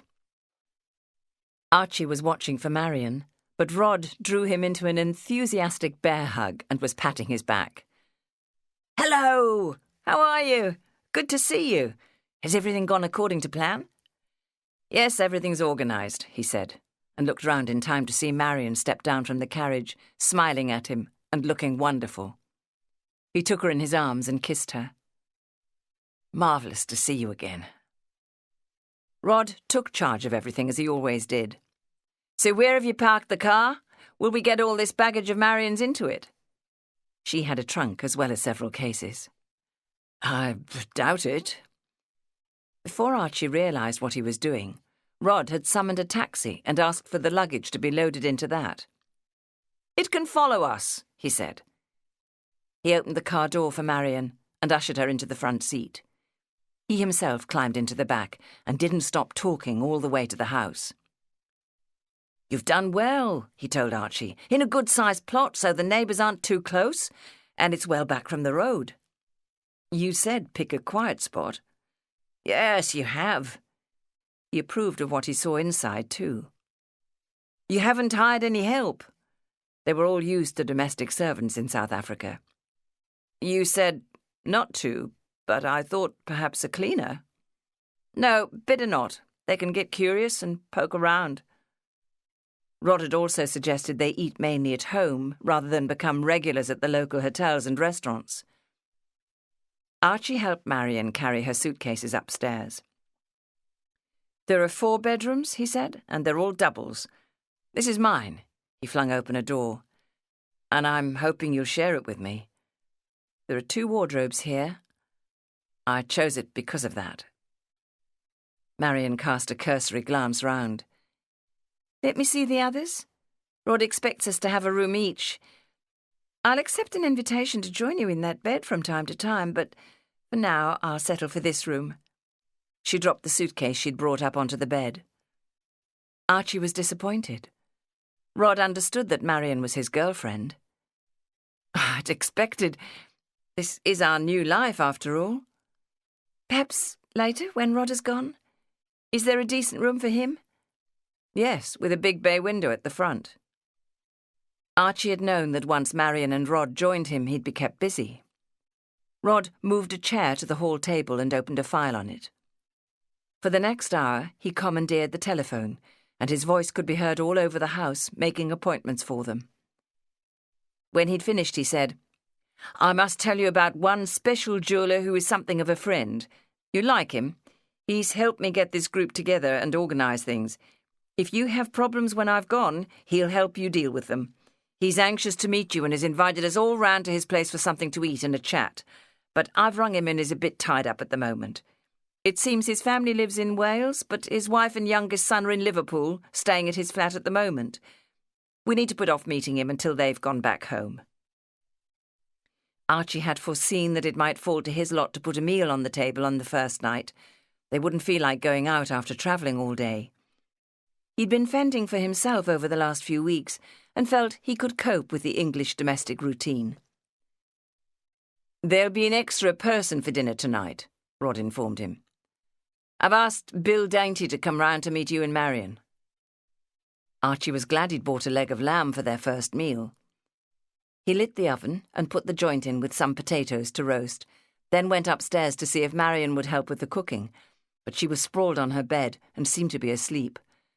Her clothes and belongings were scattered everywhere, still waiting to be put away. Some time later, the doorbell rang twice, and as neither of the others stirred, Archie left the beans he was de-stringing to answer it. The man on the doorstep looked a bit of an underdog. He was shabbily dressed, in his mid-50s, painfully thin, and rather bent. "Hello," he said. "I'm Bill Dainty." "Come in," Archie said. "We're expecting you for dinner." "Oh, excellent. Rod didn't mention that, he just said to come. It smells good." Rod took over, ushering Bill into the sitting room and pushing a glass of scotch into his hand. Marion came down to join them, and Archie could hear the three of them laughing and talking. It made him feel left out. As soon as he'd set the table, he made haste to join them. Rod, always ready to play host, pressed a drink on him, but Archie knew he'd be expected to serve the meal and couldn't relax. Once the food was on the table, Rod took over the carving and became the life and soul of the party. Archie had bought a blackcurrant tart at a bakery to follow and implied he'd made it himself. He'd also bought a variety of cheeses. Bill Dainty tucked into everything as though it was his first meal of the day. They all praised his cooking, though Archie saw lumps in the gravy. While they ate, Rod explained his plans for them and the appointments he'd made for the next few days. "I've arranged for us to visit the jewellers who signed up for my Starbright business, so I can introduce you to the people you'll be working for and you'll know where their shops are.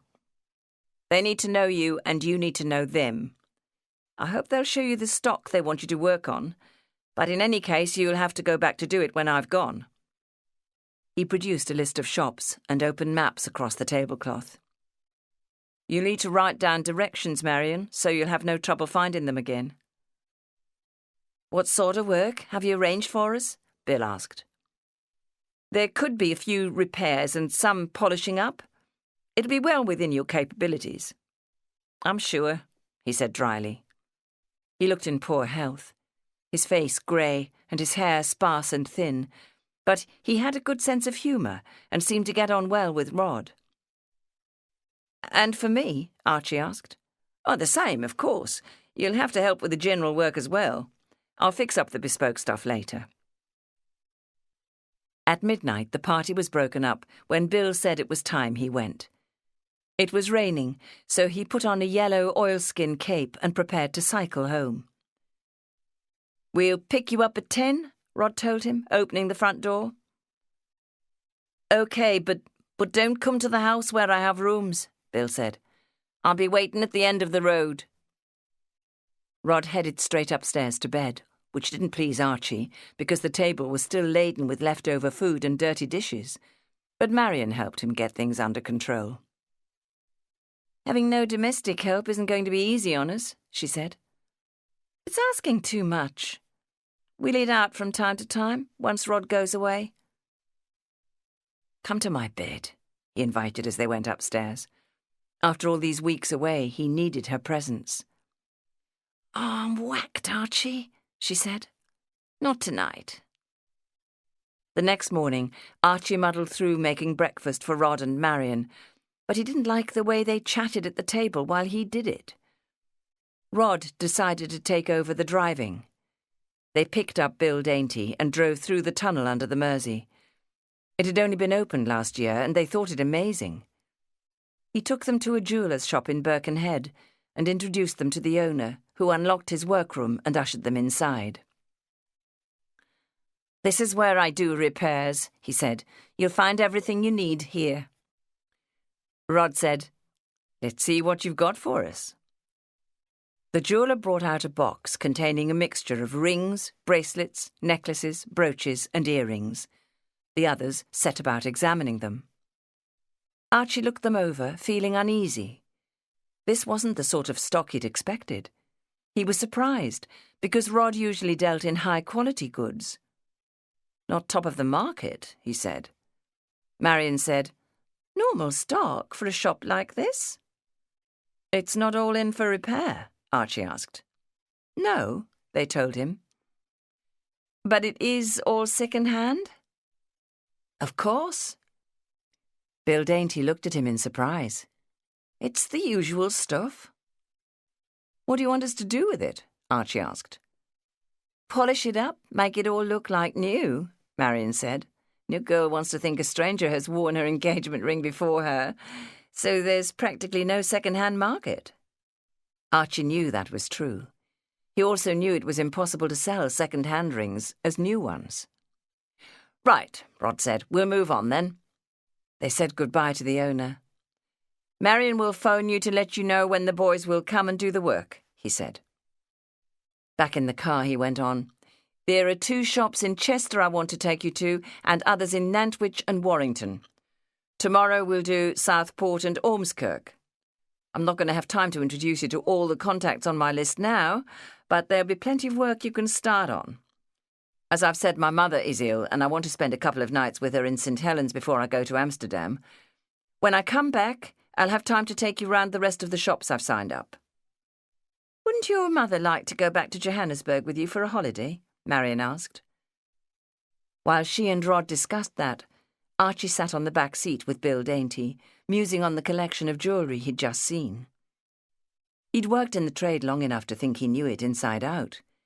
He'd seen that Rod was making his fortune, and he'd already been persuaded to bend the rules in regard to his contract with Gordon and Mayle. But what he suspected now was going too far. He should have foreseen where this could lead. He should have started asking questions before now. Here we are. This is the next shop, Rod said. It's Mr. Ball here. Mr. Ball, Marion said, writing it down. Archie guessed that this visit would be much the same as the last. He knew that all he had to do was ask Rod where all this jewellery came from, but the words stuck in his throat. He couldn't bring himself to do it. He was scared he'd have his worst suspicions confirmed. And what would he do then? He was very much afraid that what he'd seen was stolen jewellery, that he'd got himself involved in illegal activities. This service Rod's business seemed to offer was fencing. What a fool he'd been to get himself in this position. And what about Marion? He'd put her in danger too. He needed to talk to her about this, but they'd rarely been alone since she'd arrived. He wished he knew how to get them both out of this mess. Carrie had to wait 2 weeks for a reply to her letter of application, but as John had predicted, she was invited to come for an interview. She showed him the letter. Yes, it's from young Mr. Groves, Mr. Leonard. If you get in, you'll be articled to him. He'll be your mentor and arrange your training. I like him. He'd be more go-ahead than the others. You might have struck lucky. When the day came, Carrie was a bag of nerves, but told herself she must smile. She needed to look more confident than she felt. She wanted this chance. Atherton and Groves had a suite of offices in a prestigious building in Liverpool's financial centre. She found her way up in the lift after studying the names printed in gold on a large board in the entrance hall. She let herself into their outer office 6 minutes before the appointed time. John had explained that the first person she'd see would be Miss Woodford, the elderly receptionist. She was talking to a young man carrying an armful of files. Carrie introduced herself. "Ah, yes, Miss Courtney," the receptionist said. "We are expecting you. Both the Mr. Groveses will interview you. I'll let them know you're here. Please take a seat." The young man smiled at her. "Are you coming for a job? We're definitely in need of new blood here. Young people with a bit of go in them." Carrie smiled at him. He seemed friendly and attractive. He had thick, rather untidy chestnut hair in need of a trim. At first glance, he was the sort of man she'd be happy to work with. "Come this way, please," Miss Woodford told her. "They'll see you now. They're in Mr. Jeremy Groves's office." Carrie followed her to a large, rather dark office where 2 men got to their feet to greet her. "Do come in, Miss Courtney, and have a seat. We're the 2 Groveses, father and son. I'm Jeremy Groves." He was a stout, middle-aged gentleman with a puffy face and bags under his eyes. He wore heavy-rimmed spectacles with thick lenses. "And this is my son Leonard, who is now a partner in this firm." Leonard was a tall, confident-looking man in his 30s, standing as straight as a guardsman. "Good afternoon," Carrie said. The 2 men sat down side by side. She was separated from them by the wide mahogany desk. Her letter of application was open in front of them. The younger man spoke first. "So you're hoping to be articled to me?" He had straight, dark hair and intense eyes that seemed to miss nothing. "Tell me a little about yourself. You're employed at the moment as a bookkeeper?" That was the start of what felt like a grilling about her circumstances. They encouraged her to talk at length about her job and her training at Skelly's. They delved deeper to find out about her present employer and what she actually did. "Do you use a tabulating machine? Often? You're fully familiar with them?" Carrie felt on firm ground with machines. "What do you know about petty cash accounts?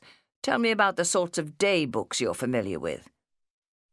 When one ran out of questions, the other started.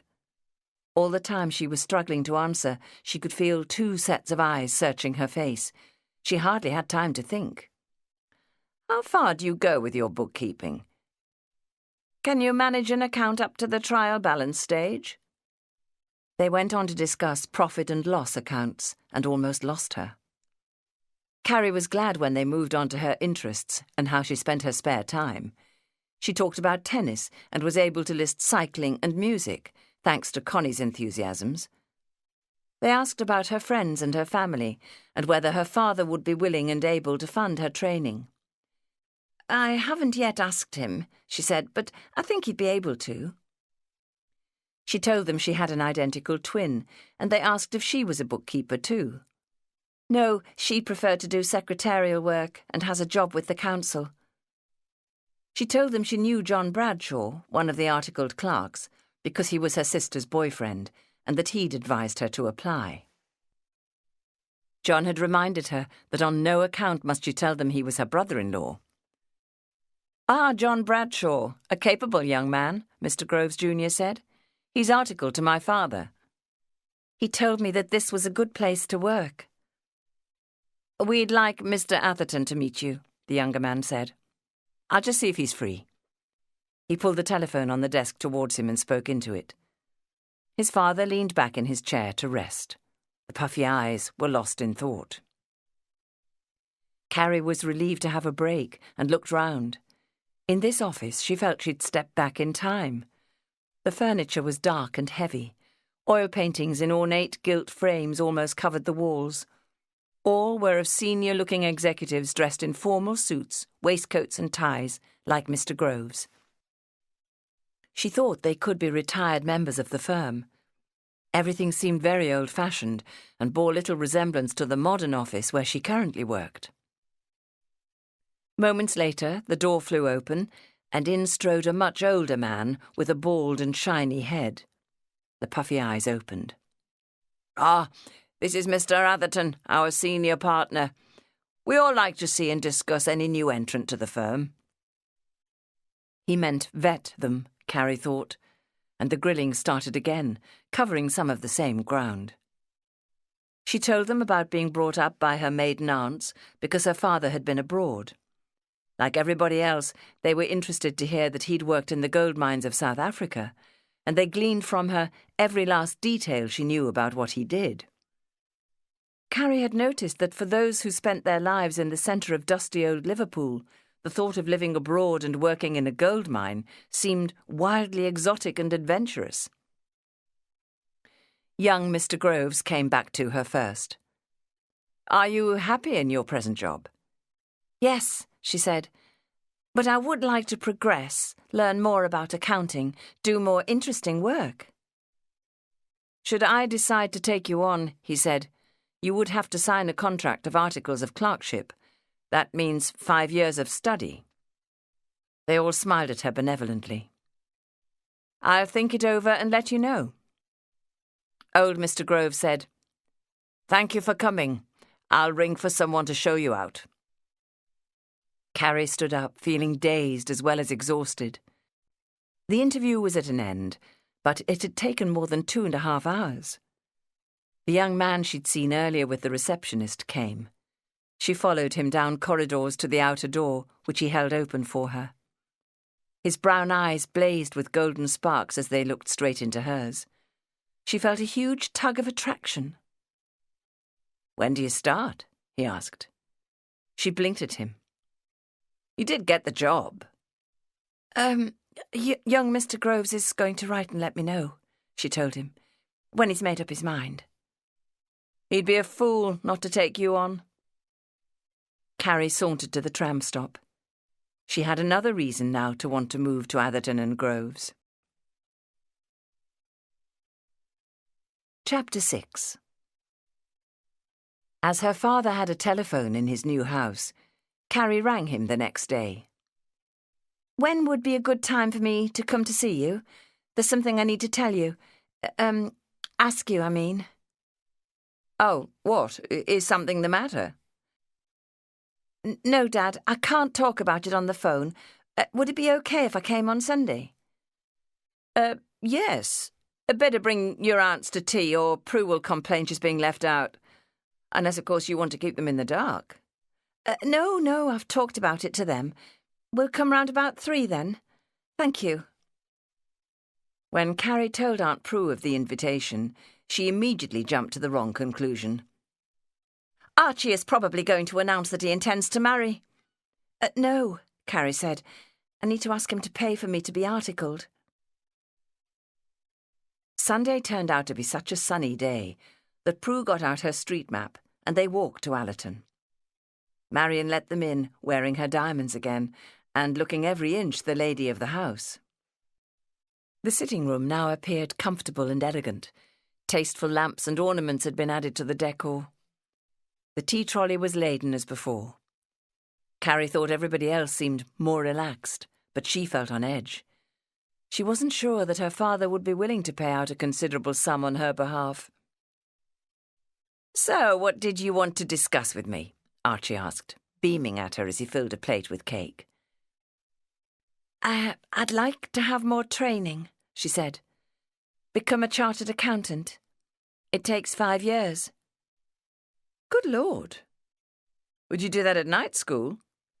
"Partly, but there's also lectures on Saturday mornings, and a correspondence course, plus a weekend residential course once a year." "I'm all for you gaining more qualifications, Carrie, but 5 more years of study? What's wrong with the job you've got? I thought you liked it." "I do, but I want to advance, learn to do more. As a bookkeeper, I'll always be junior to an accountant." "Well, if you're that ambitious, I'd say go ahead." Carrie took a deep breath. "Dad," Prue cut in with enthusiasm, "I quite agree. One never knows what lies ahead, and if Carrie can become qualified and support herself at a professional level, that is to be commended." "Yes, well, I don't see how that involves me," Archie said. "You must know that if it's what you want to do, I wouldn't stop you." "Dad, I'm not sure yet whether I'll be given the chance to do it. But if I am, I'm afraid I'll need you to pay for me to be articled." "Articled? What's that?" Archie's slice of sponge cake was suspended halfway to his mouth.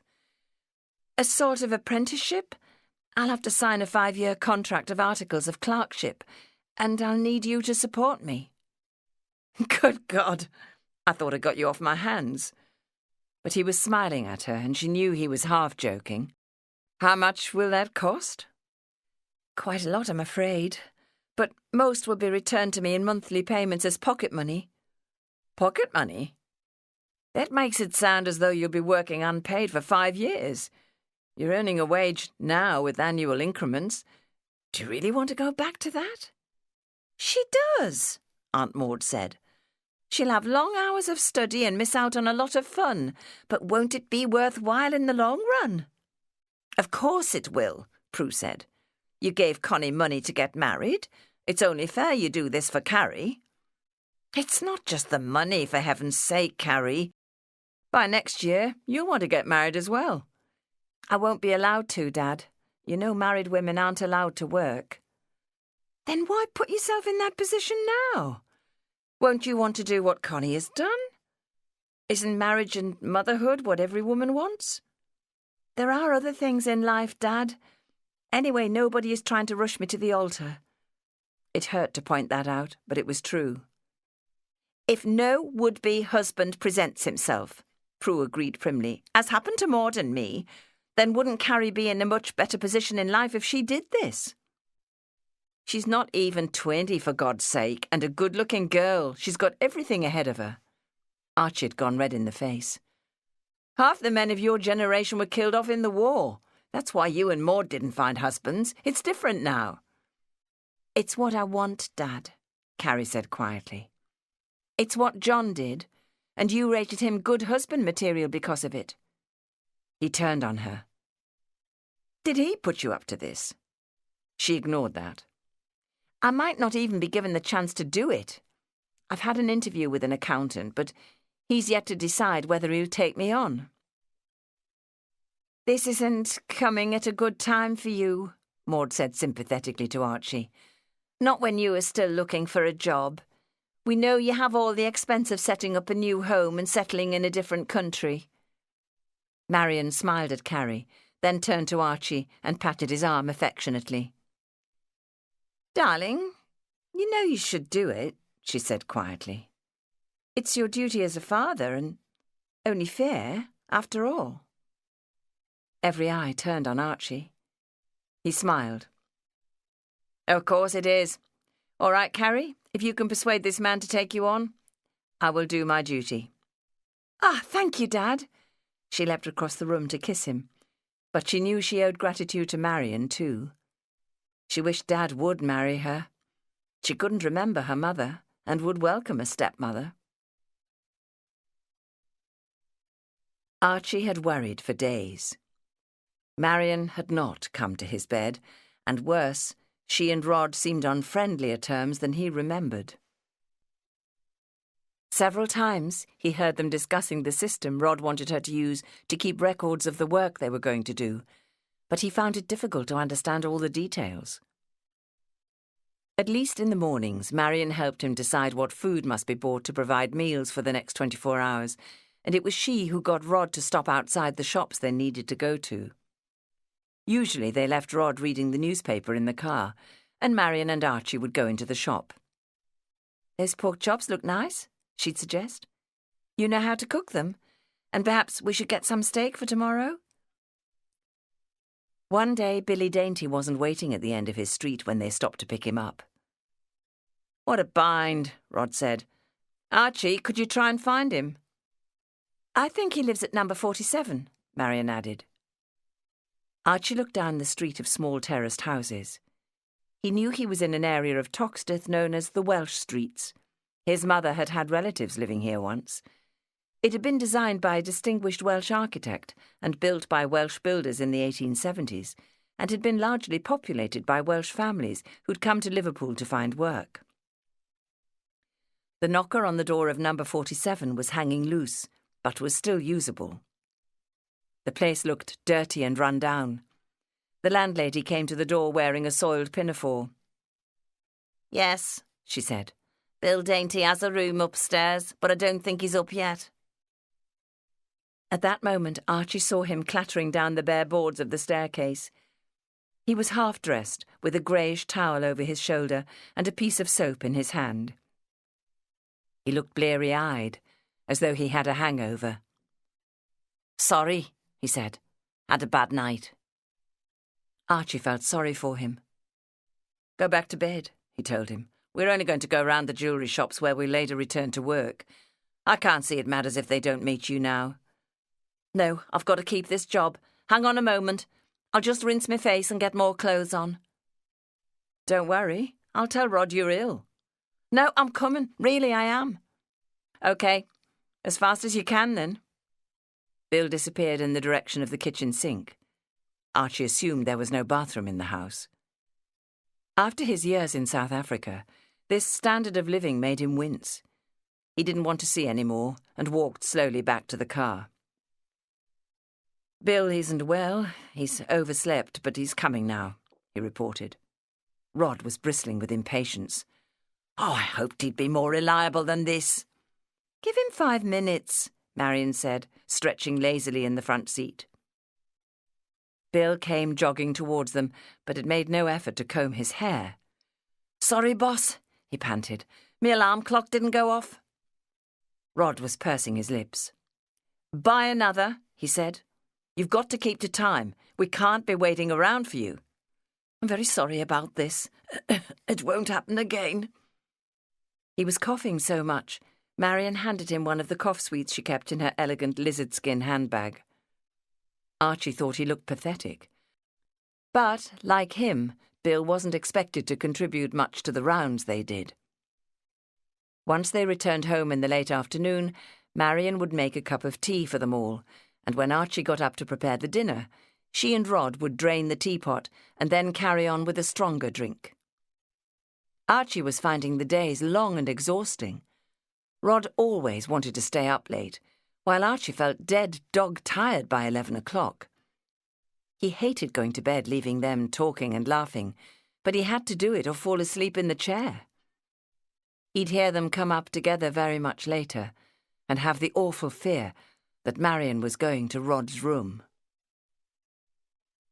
He was becoming stupidly jealous and imagining things. He had to tell himself that Marion would never do such a thing. She'd said she loved him. She'd shown it, too.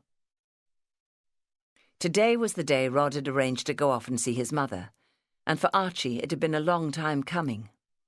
This morning, Rod had brought his suitcase with him, and after a morning spent going round some shops in Manchester, he said, "You've met most of our clients now. We'll finish off when I come back from Amsterdam." Once back in Liverpool, Rod stopped to drop Bill off and said, "7 tonight, all right?" To Archie he said, "We'll have a bite of lunch and then you can drop me at a railway station so I can go home." It was almost 1 o'clock when Rod shook Archie's hand and kissed Marion's cheek and wished them luck. Flooding with relief, Archie got into the driving seat. Now that he was alone with Marion, he needed to explain why he was so anxious and see what she thought. They needed to sit down and talk. They must decide what to do about things. "Oh, not now," Marion said as she settled into the seat beside him. "We need to go back to that row of shops we passed about half a mile back. There's nothing left to eat in the house. We need to buy eggs and bacon and get something to put in sandwiches. You heard what Rod said. He's fixed up for us to start work in the shop we visited in Walton. We'll go home and have an hour or 2 on the bed. The owner is expecting us to work tonight." Archie felt terrible. There was only one reason why they were going to work at night. And worse, it shocked him to find that Marion fully understood the situation and seemed happy to go along with it. "Yes, it's safer that way. No staff around wondering what we're doing." Archie had thought that once Rod went, they could relax and not rush round so much. But Marion was equally eager to organise him. At 6, she got him off his bed and cooked him egg and bacon. He found it a struggle to get it down, but Marion ate with gusto. For work like this, Archie noticed, she wore no jewellery but her watch. They went to pick Bill up from the end of his road. He'd always been on time since that first occasion. While Archie drove, Marion directed him to the jeweller's shop from the note she'd scribbled when Rod had taken them there. The owner locked the door behind them as soon as they were in and took them upstairs to show them where they could make a hot drink. "Will you stay until morning?" "Very early morning," Marion said. "We want to be away before anybody else is up." "Good. Wake me when you're ready to leave," he told them. "I've brought my sleeping bag. I'm going to bed down in my storeroom." He took them to his workroom, showed them where everything was kept, and brought out a tray covered with the sparkling jewellery Archie was getting used to seeing. 27 pieces. Here's my list." "This should keep us busy," Marion said. "We'll need another chair and another lamp so we can see what we're doing." She sat down at the workbench, opened the bag she'd brought, and took out a pad of paper and a pencil together with her loop. "You can check them off on the list and note down how long we spend on each one." She pushed the pad towards Archie. "I don't like the idea of being locked in," he said. "It's the safest way." End of CD 2. CD 3. The owner returned with the extra chair and lamp, and Archie brought the tray of jewellery closer and sat down. "These are all modern pieces," he said. "Average stuff, middle of the market." "Not so easy to trace," Marion said. There's a lot of quite similar stuff. The assay marks are very small on jewellery. We can try altering them, the object being to hide the fact that they're stolen and, if feasible, make the piece seem more valuable at the same time. Or we can eradicate the mark and put on a new one. That, of course, means more work, so the piece has to be worth the trouble. Archie was shocked by her matter-of-fact manner. Did this mean she'd done it many times before? We're handling stolen property, aren't we? Of course. Marion glared at him. What did you think you were going to do? He had a sinking feeling in his stomach. The same as I did in Johannesburg. You said you wanted more money, didn't you? Yes, but I didn't realise... Come on, Archie. You aren't that naive. Let's get going. This is one for you, Bill, to get you started. She lifted her loupe to her eye. An 18-carat gold solitaire diamond ring. Modern, marked 1928 in London. Round, brilliant cut. Clear white. About half a carat with slight occlusions.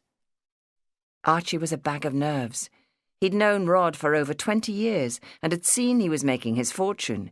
He knew he could bend the rules a little, but it hadn't occurred to him that he was fencing stolen property.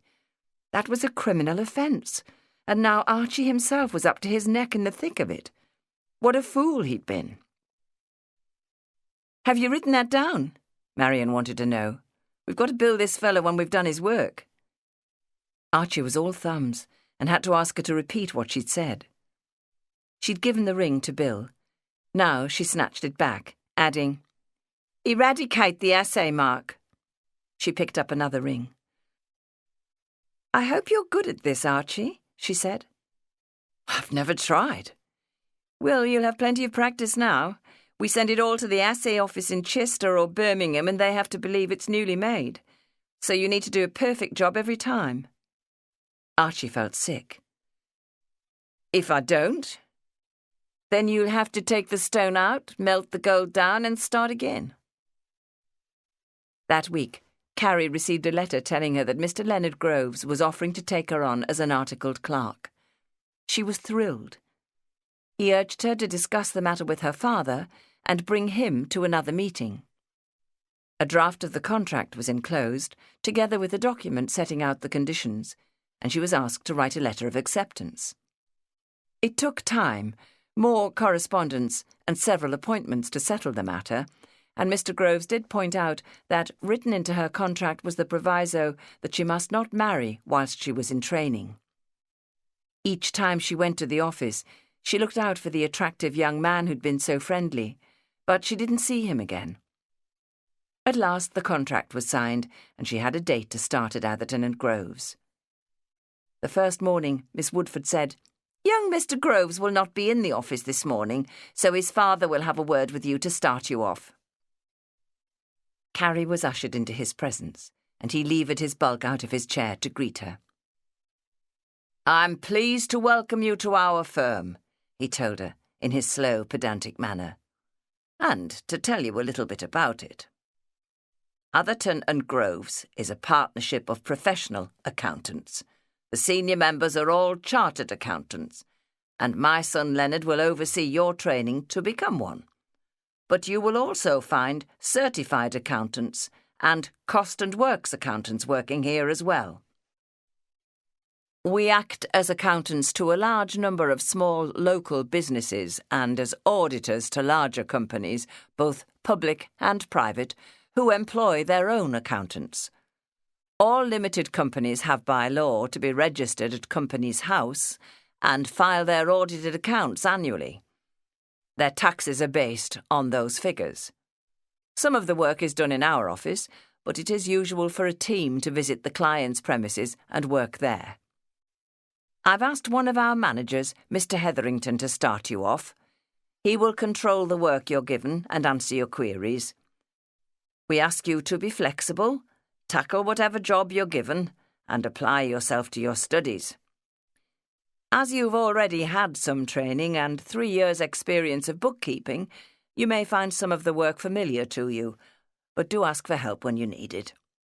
I'll ask Timothy Redwood, another member of our staff, to explain our routine and show you where everything is kept." He rang a bell, and the young man with the tousled hair appeared. Carrie was pleased to see him. He beamed at her. "Miss Courtney is joining us. My son has taken her on as an articled clerk," he said. "She has the advantage of having considerable experience as a bookkeeper, and I've no doubt she'll prove to be an asset." To Carrie he said, "Timothy has been working as an articled clerk for a few months. He'll show you round and introduce you to everyone." "Uncle Jeremy," Tim said downheartedly, his smile slipping, "I've been working here for over a year now." "Tut, tut, of course you have. Time goes so quickly, doesn't it? I'd like you to look after Miss Courtney until she finds her feet." Tim Brown's eyes surveyed her warily. "I thought you were coming to replace Miss Haddon, Mr. Atherton's secretary." She shook her head.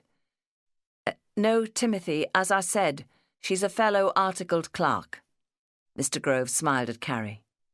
"I'm sure you'll fit in very well, my dear." She stood up to follow Tim out of the office.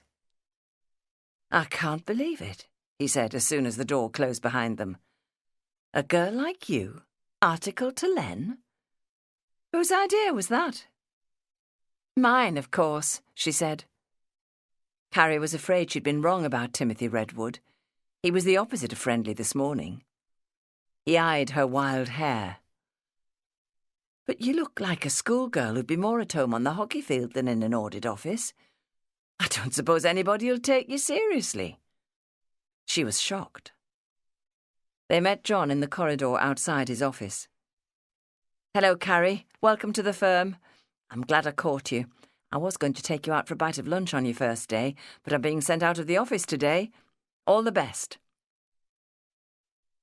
"You've got a boyfriend here?" Tim asked. "No, my sister's boyfriend." He took her to a large room with a couple of dozen desks occupied mainly by men, though there were 6 women. They were all eyeing her with great interest. "This is Miss Courtney," Tim said in a loud voice. "She's joining the firm as another articled clerk." "Carrie," she said faintly. But Tim was reeling off the names of all the people there, and they were nodding and smiling at her. The 2 secretaries, Miss Hancock and Miss Markham, both seemed quite elderly to her, and something in the mould of Aunt Maud.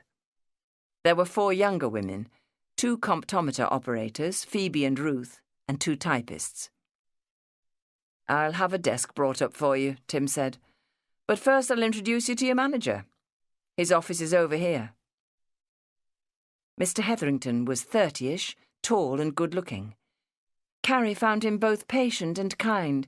His explanations of what he wanted her to do were clear and concise, and he gave her some very easy work to start with. Too easy and simple, really. As a bookkeeper, she'd moved well beyond this point. Her desk was squeezed in behind Tim's and in front of those occupied by Ruth and Phoebe. The ladies made an effort to be friendly, especially Ruth, who told her that Mr. Hetherington was married with 2 children and that Tim Redwood was a spoilt relation of a senior partner. Carrie found her first day unnerving and felt a little lost.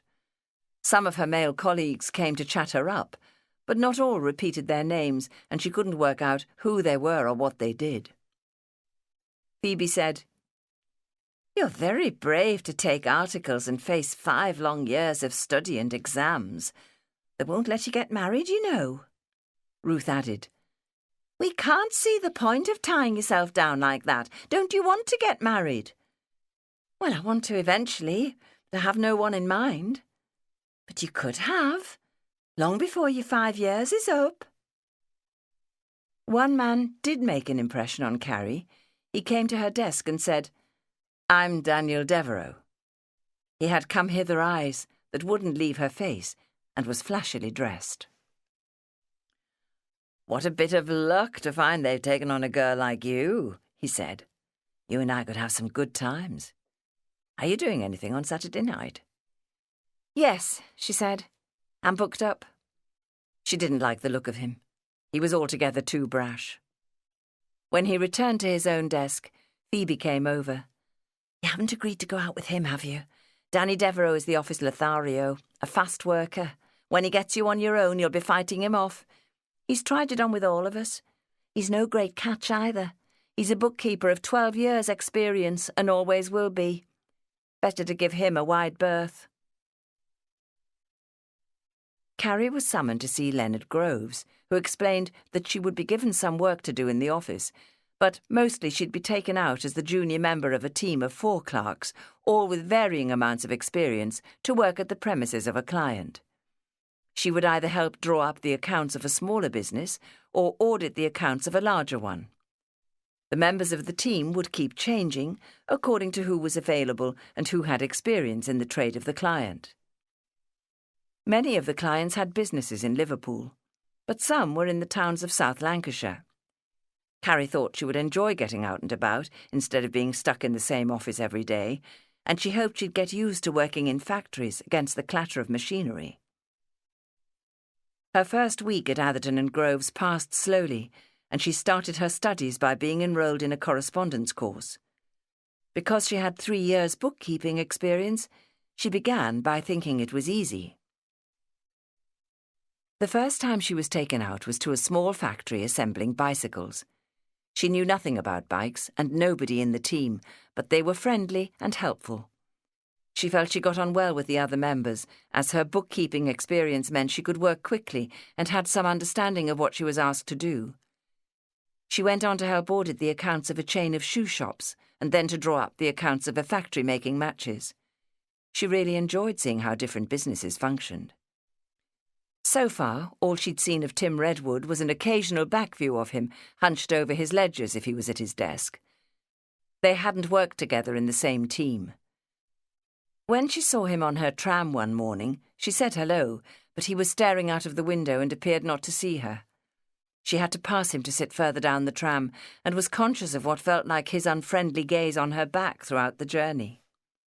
He made haste to get off as soon as they reached their destination, and she saw him stride away to the office as fast as he could. He didn't always catch the same tram home in the evenings, but when he did, he ignored her then too, waiting in line, engrossed in the evening echo. She didn't like that, and couldn't believe she'd thought him friendly when she'd met him on the day of her interview.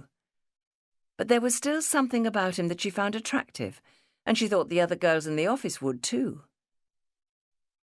She found they took a keen interest in everybody else, and it didn't surprise her to hear Ruth say that Tim was good-looking, but stuck up because he was related to the bosses. Phoebe added, "The men don't like him and tend to ignore him when they can.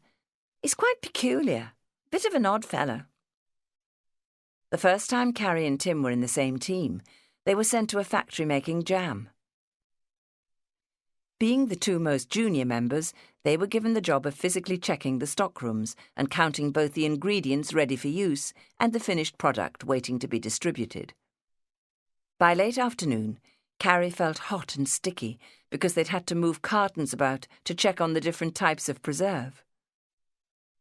Tim had been quite gallant, insisting on doing most of the heavy lifting. They'd had a chance to talk, and she didn't think he had grandiose ideas about himself. In fact, she thought perhaps he was shy. "I've been given to understand," she said, "that you have a reputation for being stuck up." He half smiled at her. "I have? Who told you that?" "More than one of your colleagues. And you've certainly put your nose in the air when I've seen you on the tram." "I'm sorry." A flush ran up his cheeks. That must have seemed ill-mannered. Positively rude, really. "You were quite different on the day I came for my first interview. Outgoing and welcoming." "I thought you'd taken a dislike to me," she said. "No," he said, "not at all. In fact, quite the opposite." He took a deep breath. "Well, you see, I don't belong to the gang." "What gang? Surely there's no such thing at Atherton and Groves." No, I just meant that group of young bloods who hang around together. I suppose you'd call them friends. Mostly they're Atherton clerks. But there are others. They take an interest in any girl that joins the firm. One of them, Danny Devereux, told me to keep away from you." You mean he doesn't want competition from you? His cheeks were crimson now. He meant leave the field clear for the gang. They did the same when Phoebe started. It doesn't matter to me how clear you leave the field, Carrie said. I wouldn't touch Danny Devereux with a barge pole. I don't think he's head of the popularity stakes with Phoebe either, or Ruth for that matter. That's good news. He had a slow half smile that she found very attractive. They left the jam factory at the same time that evening and travelled home on the same tram. Carrie's home was in an inner suburb, and she learned that Tim lived along the same route, but several stops further out. The next morning, he'd kept a seat for her next to him. It seemed he could be friendly, but he was a bit odd, and he certainly wasn't one of the in crowd at Atherton and Groves. 2 days later, they were given separate jobs checking figures, and she could see he was hesitating over what he was doing. "Are you all right with that?" she asked.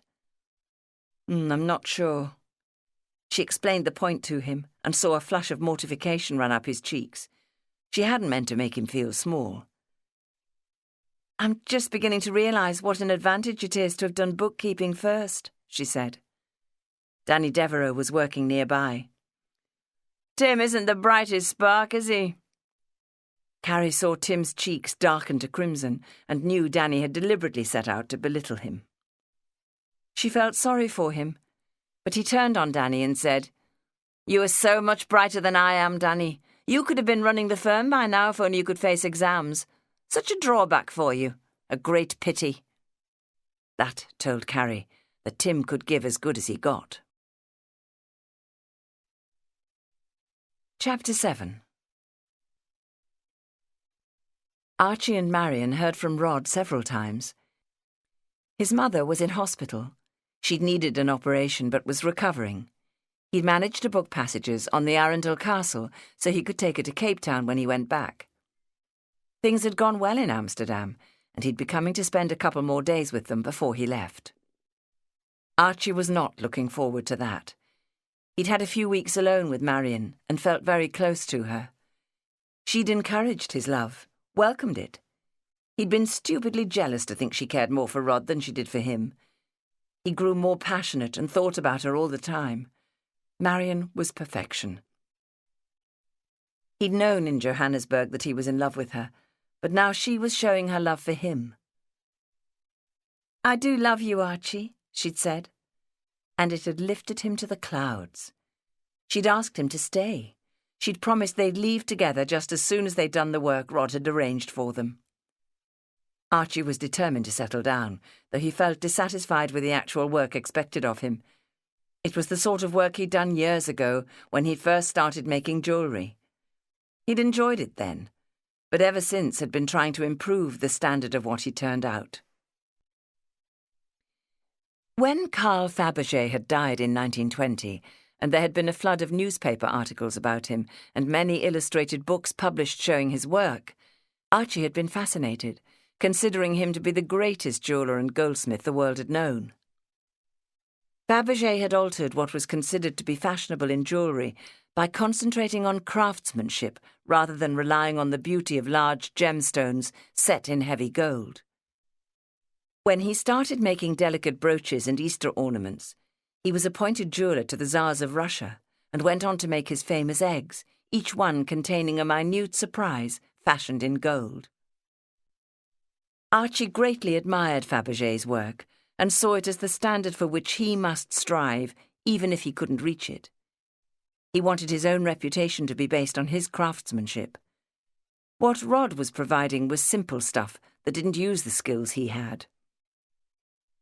Bill was quicker and better at the work than Archie was, and very good at removing assay marks and leaving no trace that they'd ever been there.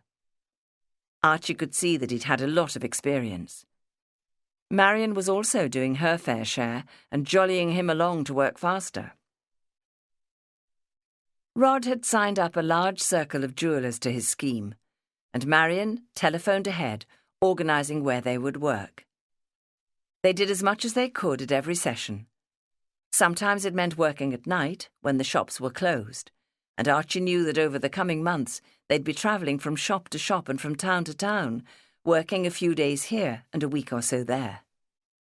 He closed his mind to the fact that they were breaking the law. One night, Marion suggested at midnight that Bill make cups of tea for them, and she opened the packet of sandwiches she and Archie had cut before coming. Bill was ravenous and almost fell on them. "You've been trained as a jeweller," Archie said to him. "You're good at what you do. What made you sign up for a job like this?" It was the only thing I could get, and have to eat." "Work is very difficult to get in England since the Depression," Marion added, as though she wanted to stop any talk along personal lines. But Archie was curious about this man. He'd seen how he was living and felt sorry for him. Bill had long, slender fingers that could work deftly with tiny objects, and he too sought perfection in what he did. He also looked cowed by ill health and the burdens of the world. "You're a master worker in a trade where there are many jewellery shops. You could find honest work if you wanted to," he said. Marion shot him a look that said, "Lay off this." "Didn't Rod tell you? I was caught doing exactly what we're doing here, but in a smaller way. Had a shop of my own. It seemed an easy way to earn a little extra." Archie shivered. It felt as though someone had put an ice bag on his stomach. "What happened?" "I got careless. You know what it's like when you've been doing something for a few years. The police came to my shop with a search warrant and, well, I ended up in jail." "Jail?" Archie froze in horror. He was moving the food round and round his mouth. He couldn't swallow it. "Aren't you afraid it'll happen again?" "Yes, of course I am." Bill was eyeing the last sandwich. Archie offered it to him, and he took it. "There's not much else I can do now. I've lost my shop, my home and my family, and no honest jeweller will choose to employ a jailbird if there are other applicants." Marion said firmly, "Right, Bill, you take the cups back to the kitchen and we'll get on. No point sitting about talking." Bill stood up. "Perhaps it's safer doing it this way, rather than working alone. I hope it is anyway, but right now I don't seem to have much choice." The minute he was out of hearing, Marion said, "Don't talk to Bill about his problems. Rod has set this up to make it as safe as houses. We're moving about all the time. There are different police forces in Lancashire and Cheshire. We have no other connection with the jewellers we work for, and we can flit back to South Africa if anything seems to threaten. This is the one time in our lives we'll do it, and we'll get out as soon as we've earned enough money." When Bill came back, she said, "Archie, write this down." He had to scramble for his notebook and pencil as she picked up another ring. Later that morning, when they'd dropped Bill off, Archie tried to talk to her about how she would know when danger threatened and it was time to get out. She was cross with him. "I knew Bill would frighten the life out of you. Come on, Archie, you've more backbone than this. Everything's going well. Nobody is suspicious about what we're doing." "But once they are, it could be too late." "Rod would be furious with you," she said. "He's paid our passages and set us up in that house so we can do this work. And he's meeting all the running costs of that and the car. You agreed to it, and you've got 6 months' leave of absence. What is the point of going back before the time is up?" That didn't settle Archie's nerves. He could feel himself trembling. "We're breaking the law. Helping thieves get a reasonable price for stealing jewellery. Are they stealing to order? I'm afraid we'll get caught. If we are, it could mean prison, couldn't it? It's as safe as it can possibly be. And surely you're pleased with what Rod's paying into your bank account at the end of each month?" "I'm delighted with that," Archie admitted. "And he spoke of a bonus if our earnings are up to expectations? Anyway, I want to stay, and I want you to stay with me." Marion had told him she'd had a very hard upbringing. A father who drank, and a mother who'd had to rely on taking in washing and whatever her eldest son could earn in order to support her 5 children. He couldn't blame her for wanting to do this, so she could have a less penny-pinching life. For him, the best thing about the job was that he had Marion to himself. He told her often that he loved her and wanted to be with her always. She promised that he would. She kept all her things in her own bedroom, but rarely used it except to dress and undress. Most nights she would slip into his bed and stay all night. If he felt he was dozing off and she hadn't appeared, he would go to see her, and she'd pull him into her bed and cuddle up with him. They were living as man and wife, and he felt supremely happy about that. Marion organised the shopping and the cooking, and for the most part they did it together. They took Saturday off each week because the jewellery shops were at their busiest on that day. They often worked at night, and sometimes on Sundays, because the owners thought those to be the safest times. Marion went out without him on Saturdays. She shopped for clothes, had her hair done, and he thought sometimes she met other people. Archie mostly met Bob or George in a pub, visited their homes, or went to the cinema by himself. Occasionally they took a half-day off on Sunday too, because that was when his children and Prue expected to see them. Marion had painted a rosy picture of what they might do and earn once here, but he was finding his working life more nerve-wracking than he'd expected. Even she couldn't ease that. The weeks were passing, and one morning Archie received a letter from Tom Bennett, his boss at Gordon and Mail in Johannesburg, reminding him that he'd agreed to send them more designs. Tom had approved his 6-month leave of absence, and he was being paid a retainer.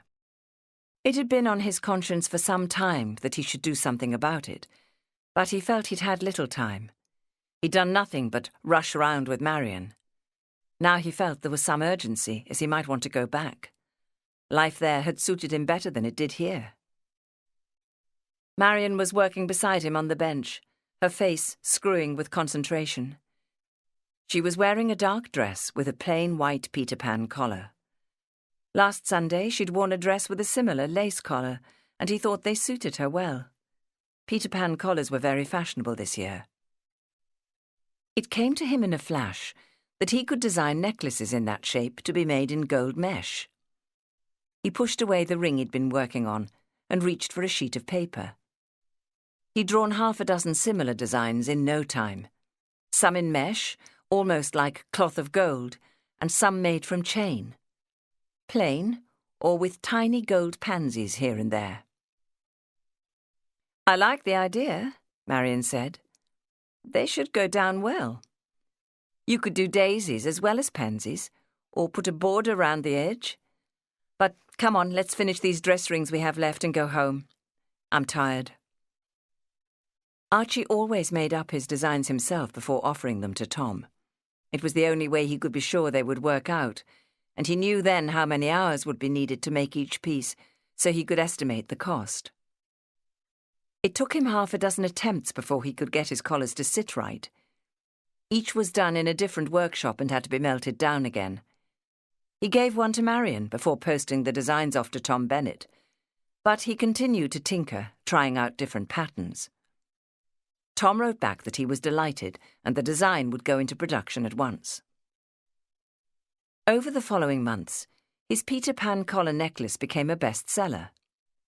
Archie sent all his variations on it to Gordon and Mail, and they went on to make them up in gold and in silver, large collars and small collars with different patterns on them, with and without borders.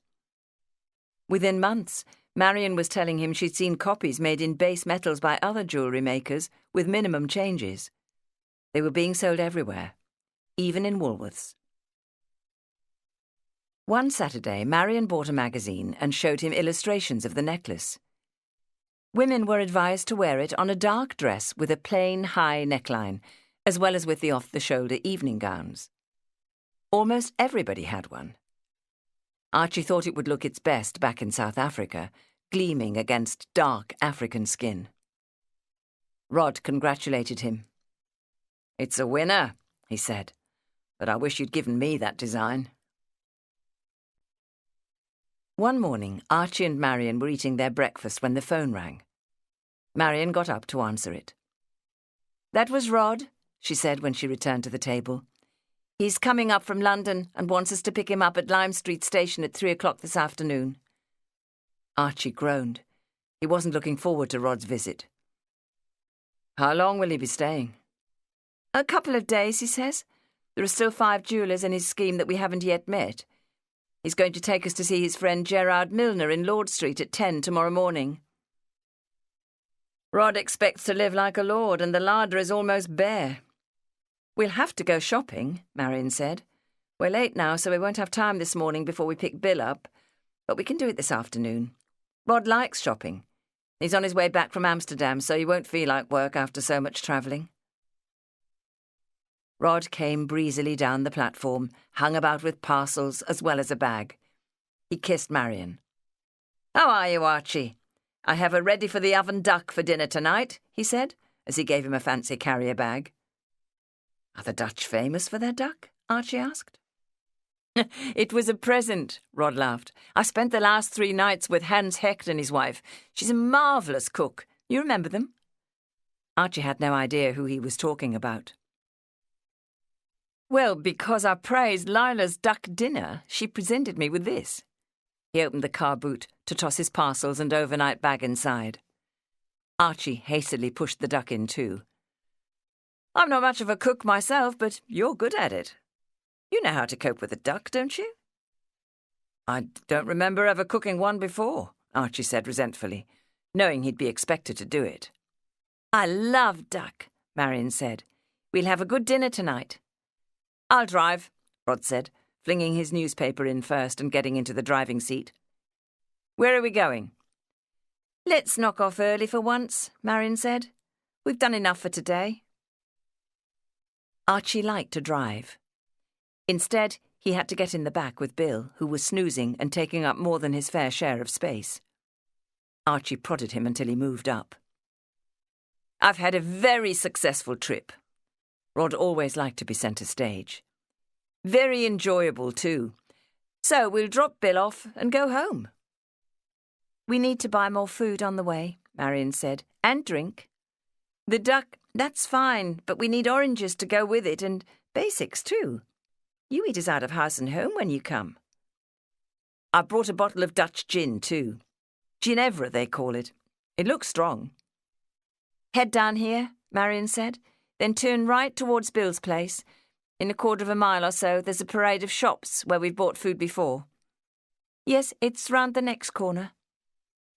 Rod pulled up in front of a greengrocer's shop. Marion got out. Come on, Archie. Can you remember what we need?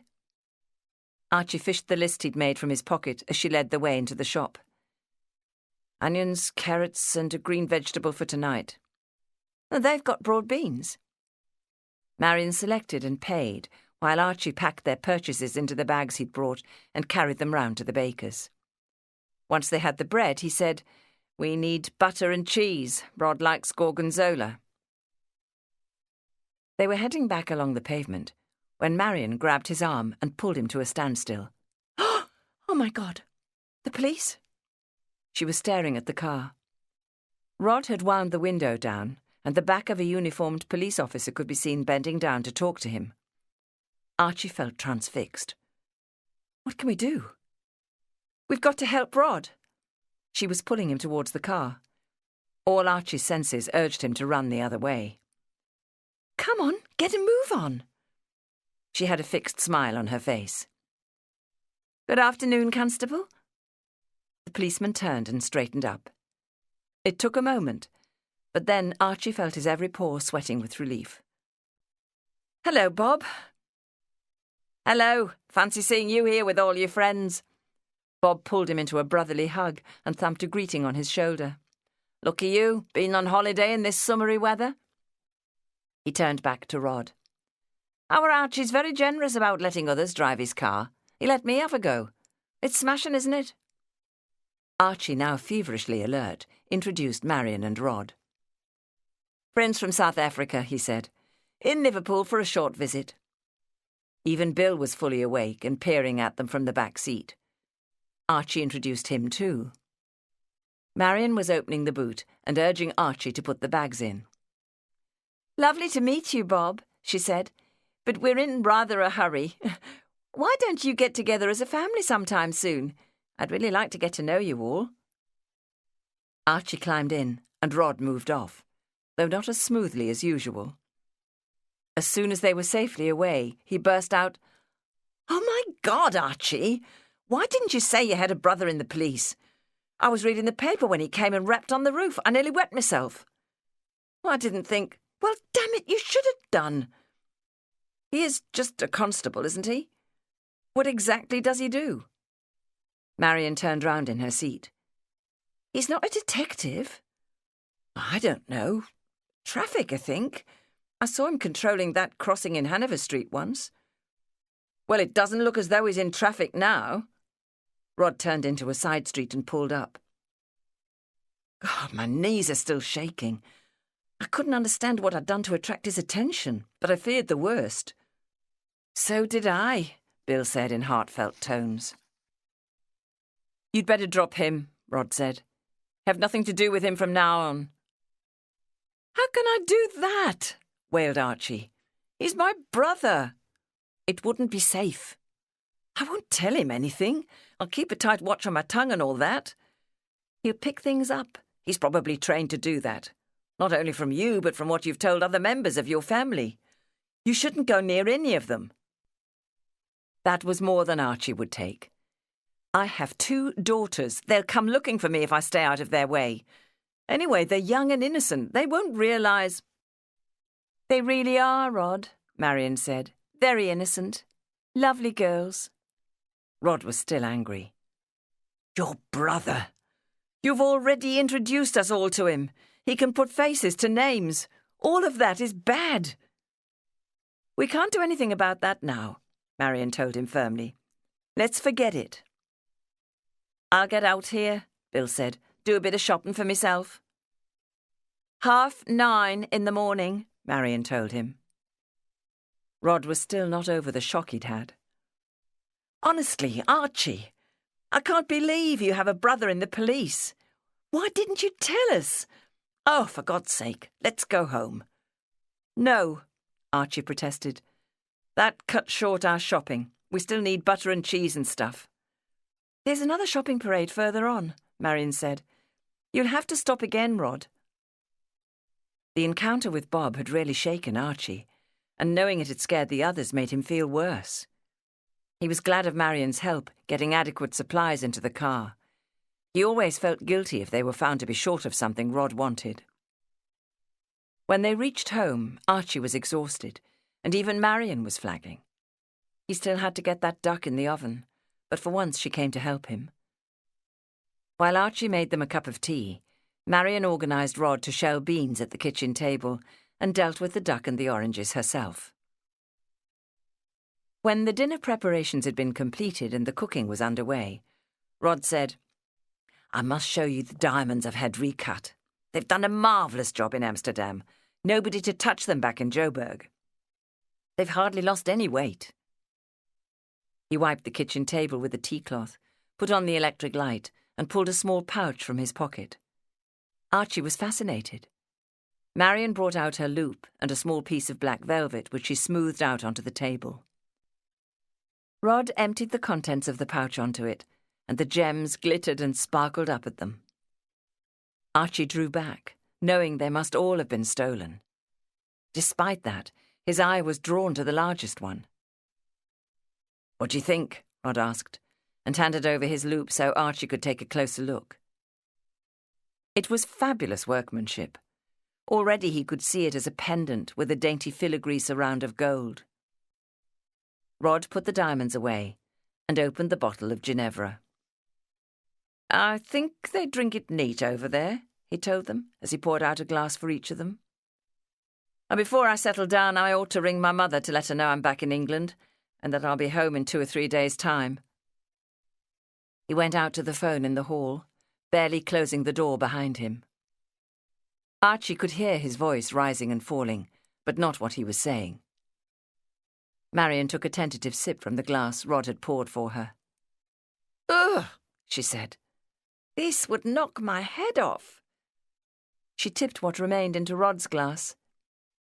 "It's neat gin, and we didn't buy any orange squash. I'm going to open some wine." Rod came back and took a large gulp from his glass. Bad news. Mum's in bed and not at all well. She more or less collapsed this afternoon. One of her neighbours is sitting with her, and she's called the doctor out to see her. They're waiting for him now. Poor old Mum. I said I'll come home tonight. He was frowning. I'd better ring Gerard Milner and cancel tomorrow's visit. You'll see to the others I fixed up, Marion. Now, how long before that duck's ready? 20 minutes or so. Then I'll have my dinner before I go. I'm hungry. Archie sighed. Oh, I hope your mother will be well enough to travel down to the boat next week. He wanted to see the back of Rod now. It was hard to believe that he'd once enjoyed his company. So do I, but I'm worried about her. I can't stay in England for much longer. I've a lot to do when I get back. Archie ran him down to the station in time to catch the last train home. My mother lives close to the station at Rain Hill, Rod said, so I don't have to rely on getting more transport at the other end. I'll have to come back to take you round those few shops you haven't seen, but perhaps I can do that without staying away overnight. When Archie returned home, Marion had cleared away and washed up. Come on, she said. Let's go straight to bed. I'm shattered. We'll have a quiet weekend. They curled up together in Archie's bed. He knew he wouldn't really be able to relax until Rod was on the mailboat and it had set sail for South Africa. Carrie felt that her father and Marion encouraged her to come and visit them and really wanted to hear how she was getting on. She made a point of telling them that she was settling down in her new place of work and was glad she'd made the change. She thanked Archie again for providing the money for her. She found that having more to do with him had broken the ice, and they were closer.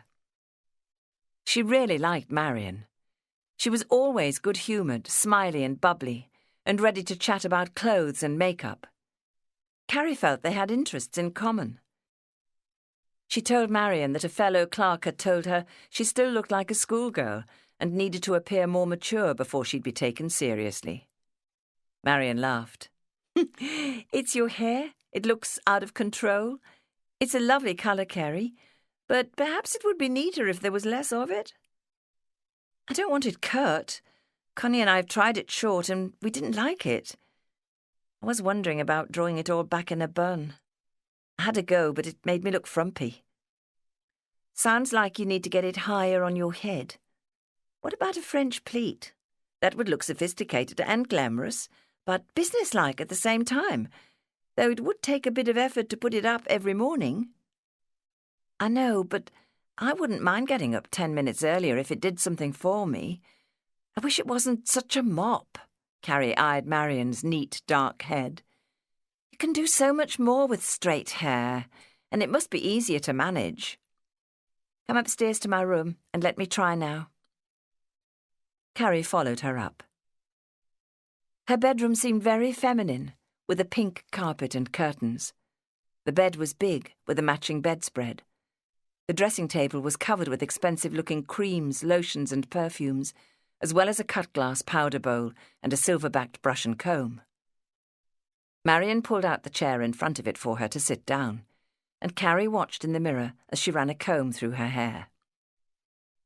It's very thick, as well as curly, but it's a gorgeous colour. A French pleat would suit you, but I'm not doing a very good job on it. Why don't I make an appointment for you with my hairdresser for next Saturday afternoon? Zoe'll know what needs to be done, and we'll ask her to show you how to put it up. Where do you have your hair done? Carrie asked. It was a top salon in the city centre. Oh, I'd love to, but I can't afford expensive hairdressing just now. Dad would have a fit. And daren't ask for more money when he's already given me so much. Connie and I trim each other's hair when it gets too long. Having tight curls means it doesn't show if it isn't exactly level. Marion was smiling. Leave it to me. I think this will make a big difference, and we don't need to tell Archie. The following Saturday afternoon, Carrie met Marion in town and was taken to her hairdresser. She watched as Zoe gathered up her hair and wound it round her head to see the effect. It would suit you and show off your neck and shoulders. It needs a little trimmed off the length, but thinning more than anything else. We'll start with a shampoo. It took the hairdresser an age to comb through the tight, damp curls. Then she took a brush to smooth them out. Marion was looking at a magazine, but occasionally made a suggestion. Zoe demonstrated to Carrie how to achieve the same effect at home, and she couldn't believe the difference when it was finished. She felt like a new woman. "Do I look more mature?" she asked Marion. "You look like a stylish young lady. We can see more of your face now. It shows it off." "But I still look very young." Carrie grimaced at her reflection. "You don't know how lucky you are," Marion laughed. "I want to look younger, and so does everybody else I know. You have a very pretty face." It was the hairdresser who said, "Why don't you try wearing a large pair of spectacles?" "I don't need them." "Of course you don't, but with your hair up like this, they'll suit your features. They'll really complement the look. A friend of mine bought a pair of sunglasses in Woolworths for 4p, and they've turned her into a different personality. She looks like a glamorous intellectual now. If it's a mature look you want, spectacles are the answer. Think of them as an accessory." "But I can't wear sunglasses all the time in the office. I wouldn't be able to see properly." "Oh, my friend said it was easy to rub the dye off the lenses. She was told to use either bleach or white spirit on a soft cloth, but even vinegar will do it." "Really? Well, I wouldn't mind trying that." They had to pass Woolworths to reach the tram stop, so Carrie dragged Marion in. They found a choice of styles to choose from, and Carrie tried them all on. "Zoe is right," Marion said. "They do something for you. Look in the mirror." Carrie peered through the dark lenses and agreed. She let Marion choose the style she thought suited her best, a pair with heavy brown frames and round, owlish lenses. Outside on the pavement, she kissed the older woman. "I can't thank you enough. You're so kind, just like a mother to me." Marion patted her shoulder. "I don't have children of my own, so I'm more than happy to spend time with Archie's." Once home, Carrie cleaned the shading off the lenses and rushed up to her bedroom to try them on in front of her mirror. She was delighted. Zoe had completely transformed her. She really looked sophisticated. And, yes, quite a bit older. She gave silent thanks to Marion for helping her. That evening, she met Edna, the girl she used to work with, at a suburban cinema midway between their homes. Edna didn't recognise her to start with, but was loud in her praise. "It's turned you into a real beauty." "Wearing these heavy spectacles is going to take some getting used to," Carrie laughed and slipped them into her handbag once the lights went out. "Well worth the effort," Edna told her. "You could get work as a model." They saw Marlene Dietrich in The Blue Angel, the story of Lola, a promiscuous dancehall singer who first enslaved and then destroyed a stuffy schoolmaster. They thought it was sensational. Carrie felt she'd had an absolutely marvellous day. But now that she no longer worked in the same office as Edna, it was not easy to arrange meetings. They had to telephone while they were at work, and personal calls were not encouraged by employers.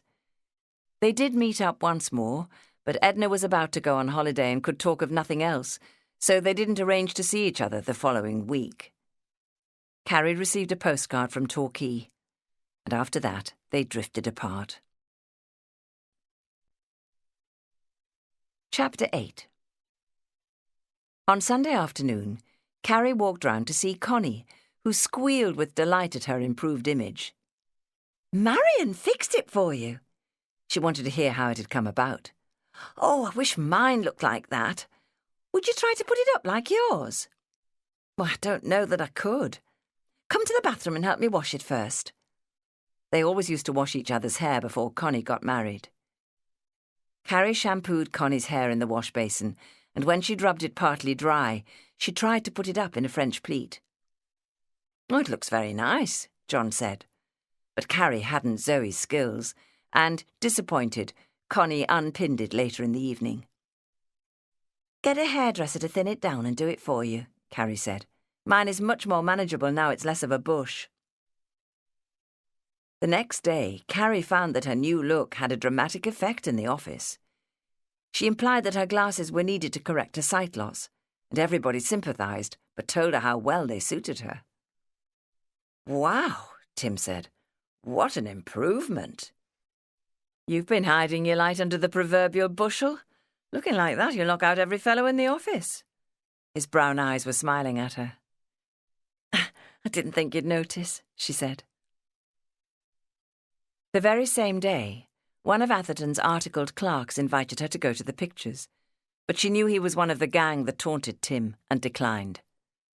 The next day she received an invitation from another man and went to the pictures with him that Saturday, but she found they had nothing in common, and he didn't ask her again.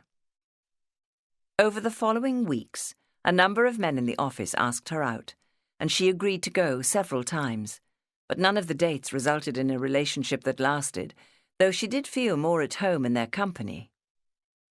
As time went on, she felt she had settled in at Atherton and Groves.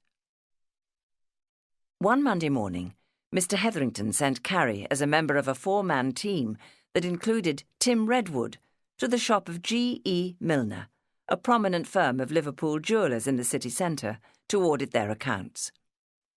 It was a private company owning 4 further shops in the suburbs, and their flagship store was in the main shopping centre, only a short walk from their own office. She had never been inside the shop before. It stocked goods at the top end of the market. Her feet sank into the thick carpet as she gazed round at the polished mahogany counters and the many glass-fronted display units filled with expensive rings, bracelets and necklaces. Everything seemed to flash and glitter under the electric light. There was a hint of perfume in the air, and the atmosphere seemed to radiate wealth and luxury. They had to walk through the ground floor to reach the offices and storerooms, which were upstairs at the back of the premises. Carrie lingered, eyeing the jewellery, while the men strode purposefully through. Tim was behind her and noticed her interest. "It's just bits of rock dug out of the ground," he said, "utterly useless. They do nothing but sparkle. At least we can burn coal to keep us warm and use granite to build our houses." Carrie thought that dour and miserable. "Precious stones are very beautiful," she said, staring at them. "Absolutely exquisite when mounted in gold." "And exorbitantly expensive," he retorted. The team leader, Bill Brown, who had trained with the firm and had recently qualified, was dealing with the jeweller's chief accountant, a somewhat dandified individual with just the right amount of handkerchief peeping from the top pocket of his formal suit. They were shown to the office and storeroom, bleak utilitarian places that customers did not see. Carrie and Tim were put to work in the storeroom. There was little for Carrie to admire, as most of it was still boxed up. Clocks, watches, hip flasks, silver dressing table sets and fountain pens. They had to stocktake and check the boxes against the accounting documents. That took until the middle of the afternoon, after which Carrie was glad to sit down and sort through the paperwork. She saw Gerard Milner, the owner of the shop, for the first time when he came to speak to Mr. Brown. He was tall, with broad shoulders, and immaculate in a very smart and formal suit, wearing a red carnation in his buttonhole. An outfit suitable for a wedding, she thought, and here he was wearing it for work. He was a man who drew every eye. Even Tim was watching him as he rocked on his heels, stabbing his finger at some entry in a ledger. He had attractive good looks, with a square jaw and dark hair brushed back from his forehead. There was a magnetic quality about him. Carrie guessed he was almost her father's age, so not young, but he radiated good health, fitness and energy, and could only be described as being in the prime of life. Suddenly he turned and noticed her. She met his dark eyes and felt a surge that sent her heart racing. "Hello," he said with half a smile, and immediately turned back to listen to what their team leader was saying. Carrie couldn't drag her eyes away from him. Here was a real man at the top of his form, all others faded in comparison. Tim jogged her elbow. "Come on, let's get on with this." Gerard Milner came in and out several times, looking tense, but he gave Carrie a nod of recognition each time. She couldn't get him out of her mind. They worked late that evening, stock-taking the jewellery as it was taken from the display cases to be locked in a big safe overnight. Carrie marvelled at the diamonds as she handled some of them, but Mr. Brown allowed her little time. He set a brisk pace as he wanted to get home. That night, she fell asleep thinking of diamonds and Gerard Milner. Back at work on Tuesday morning, Carrie was looking out for Gerard Milner, but it was his chief accountant who was liaising with the team. Today, Mr. Brown had her sitting at the next desk, checking figures in a daybook under his supervision. He worked tirelessly and expected the same from her, but by lunchtime she could feel her energy flagging. Milner's accountant came in, and Mr. Brown began questioning him about some figures that appeared not to satisfy him. They left the office together, taking the offending ledger with them. Carrie took off her spectacles to relax for a moment. The rest of the team sat back too. They all felt in need of a break. A clock nearby struck 1, and Robbie Wilson, one of their team, said, "Lunchtime, thank goodness." He slammed his ledgers shut and locked them away. "Bill Brown said he fancies going to Murphy's refreshment rooms today. He'll come on later. Let's go." The men stood up. Carrie was never invited to join them on their lunchtime trips out. She always brought a sandwich, which she ate with Phoebe and Ruth when she was in the office. She took her lunch out of her bag now and took a bite. She was hungry. She had hardly swallowed it before Gerard Milner came rushing in with files in his arms. His unexpected appearance made Carrie feel somewhere between excited and flustered, but then she noticed he was frowning. She could see that he was not in a good mood. "Has Mr. Brown gone out?" he demanded. "He went off with your accountant 15 minutes ago, but I expect he's left for lunch by now." "Then give him these when he comes back." He flung the files he was carrying onto her desk. They skidded across, sweeping her spectacles before them. Everything ended up on the floor. "Oh, dear." He surveyed the mess for a moment. "I apologise. Shocking bad manners. Things aren't going as well as I'd hoped." As he stepped forward to pick up the files and the assortment of documents shed from them, she heard her glasses crunch under his foot. Oh, I am sorry." He laid the spectacles in front of her. One lens had been forced out of the frame, and one of the arms was broken off. "You'll have to forgive me." His dark eyes were looking into hers. "I'll replace them, of course. Get you a new pair. Who's your optician?" It doesn't matter." Carrie was almost overcome with embarrassment. "Really, it doesn't. You don't have to do anything." "I do," he insisted. "Glasses can be expensive. You must let me get you a replacement pair." His eyes met hers again, and his manner had changed. Was he teasing her? Again that half-smile. He must like her. In fact, she thought his eyes had that come-to-bed look, and that made her feel even more flustered. No. She tossed the broken glasses into the waste-paper basket. "They weren't expensive. But you'll need another pair now. The least I can do is replace them." A hot flush ran up her cheeks. "I don't really need them." She could see he didn't understand. "They're by way of being a fashion accessory." "What do you mean?" He lifted them out of the wastebasket to peer through the remaining lens. "Wearing glasses when you don't have to?" "Oh, they're not prescription glasses." "Well, I suppose they do suit you."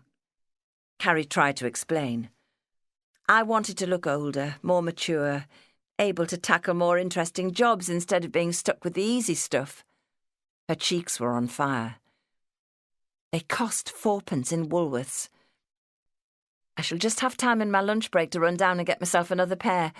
So, you see, you don't have to worry." His hearty belly laugh rang round the office. "You're the first woman I've met who wants to look older and do harder work." He mopped at his eyes. "In that case, I'll walk down with you. Woolworths isn't far, and if you will allow me to replace them, then honour will be satisfied on both sides." "That's very kind." Carrie was pleased. It seemed he couldn't stop looking at her. Did he want to be with her as much as she wanted to be with him? "I'll get my coat." "Will you need it? It's a warm afternoon." "So it is. Let's go then." Milner led her down some stairs and out through the back entrance. It felt wonderful to be out in the sunshine, and she was very conscious of him walking alongside her. "I'm Gerard Milner," he said. "And I assume you are one of Atherton's clerks? What is your name?" She told him. "Gerard is a bit of a mouthful. Are you usually known as Jerry?" "No, but you can call me that if you want to." Again he gave her that slow half smile. "I think I will. Gerard is so formal, so posh." He laughed. "When I first saw you yesterday, I thought you were a very pretty girl. You don't need any accessories. But the good thing is, by breaking your glasses, I was able to speak to you. And now I can get to know you." Woolworths was full of girls shopping in their lunchtime. Gerard followed her through them to the counter. "Here they are," she said. "These are exactly the same as the pair you broke. Perhaps I'll get a spare while I'm here." She picked up a slightly different style. "Oh, sunglasses. But the pair I broke were of clear glass. The tint rubs off quite easily with a little vinegar on a soft cloth." "Ah, that explains it," he said. "I couldn't think where you'd get plain glass. There are 3 different styles. Get one of each, and then I won't feel too bad if I break another pair." Once back on his premises, Gerard said, "Come to the kitchen. There'll be vinegar there. I'll help you clear the glass.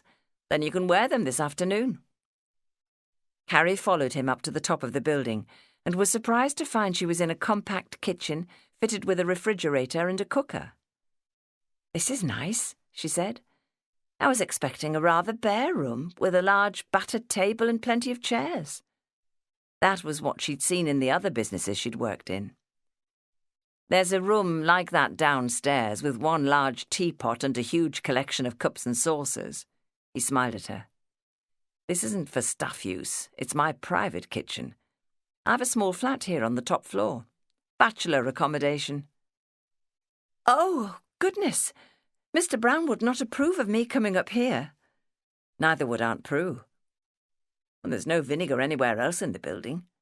He smiled again. "I have to discourage the staff from bringing in chips at lunchtime. It smells the shop out." Carrie felt she could hardly rush away like a scared rabbit after all his kindness. Besides, what was the harm? She sat down. "Thank you. Then I should feel honoured to be brought here." "Let me help you, but—" "Oh, dear. I don't have any malt vinegar either." "What about bleach? That will probably work too, and here's some bits of cloth we can use." Gerard sat beside her at the kitchen table, and they set to work in companionable silence. It was surprisingly easy, but no sooner had they cleared the lenses than Carrie had to say, "My lunch hour's over. I have to go back to work. Now, which pair of glasses shall I wear this afternoon?" He leaned back in his chair, gazing at her. "You look absolutely beautiful in those," he said. "But you'd look wonderful in anything. You had it right. The pair, similar to those I broke, suits your face to perfection." End of CD 3.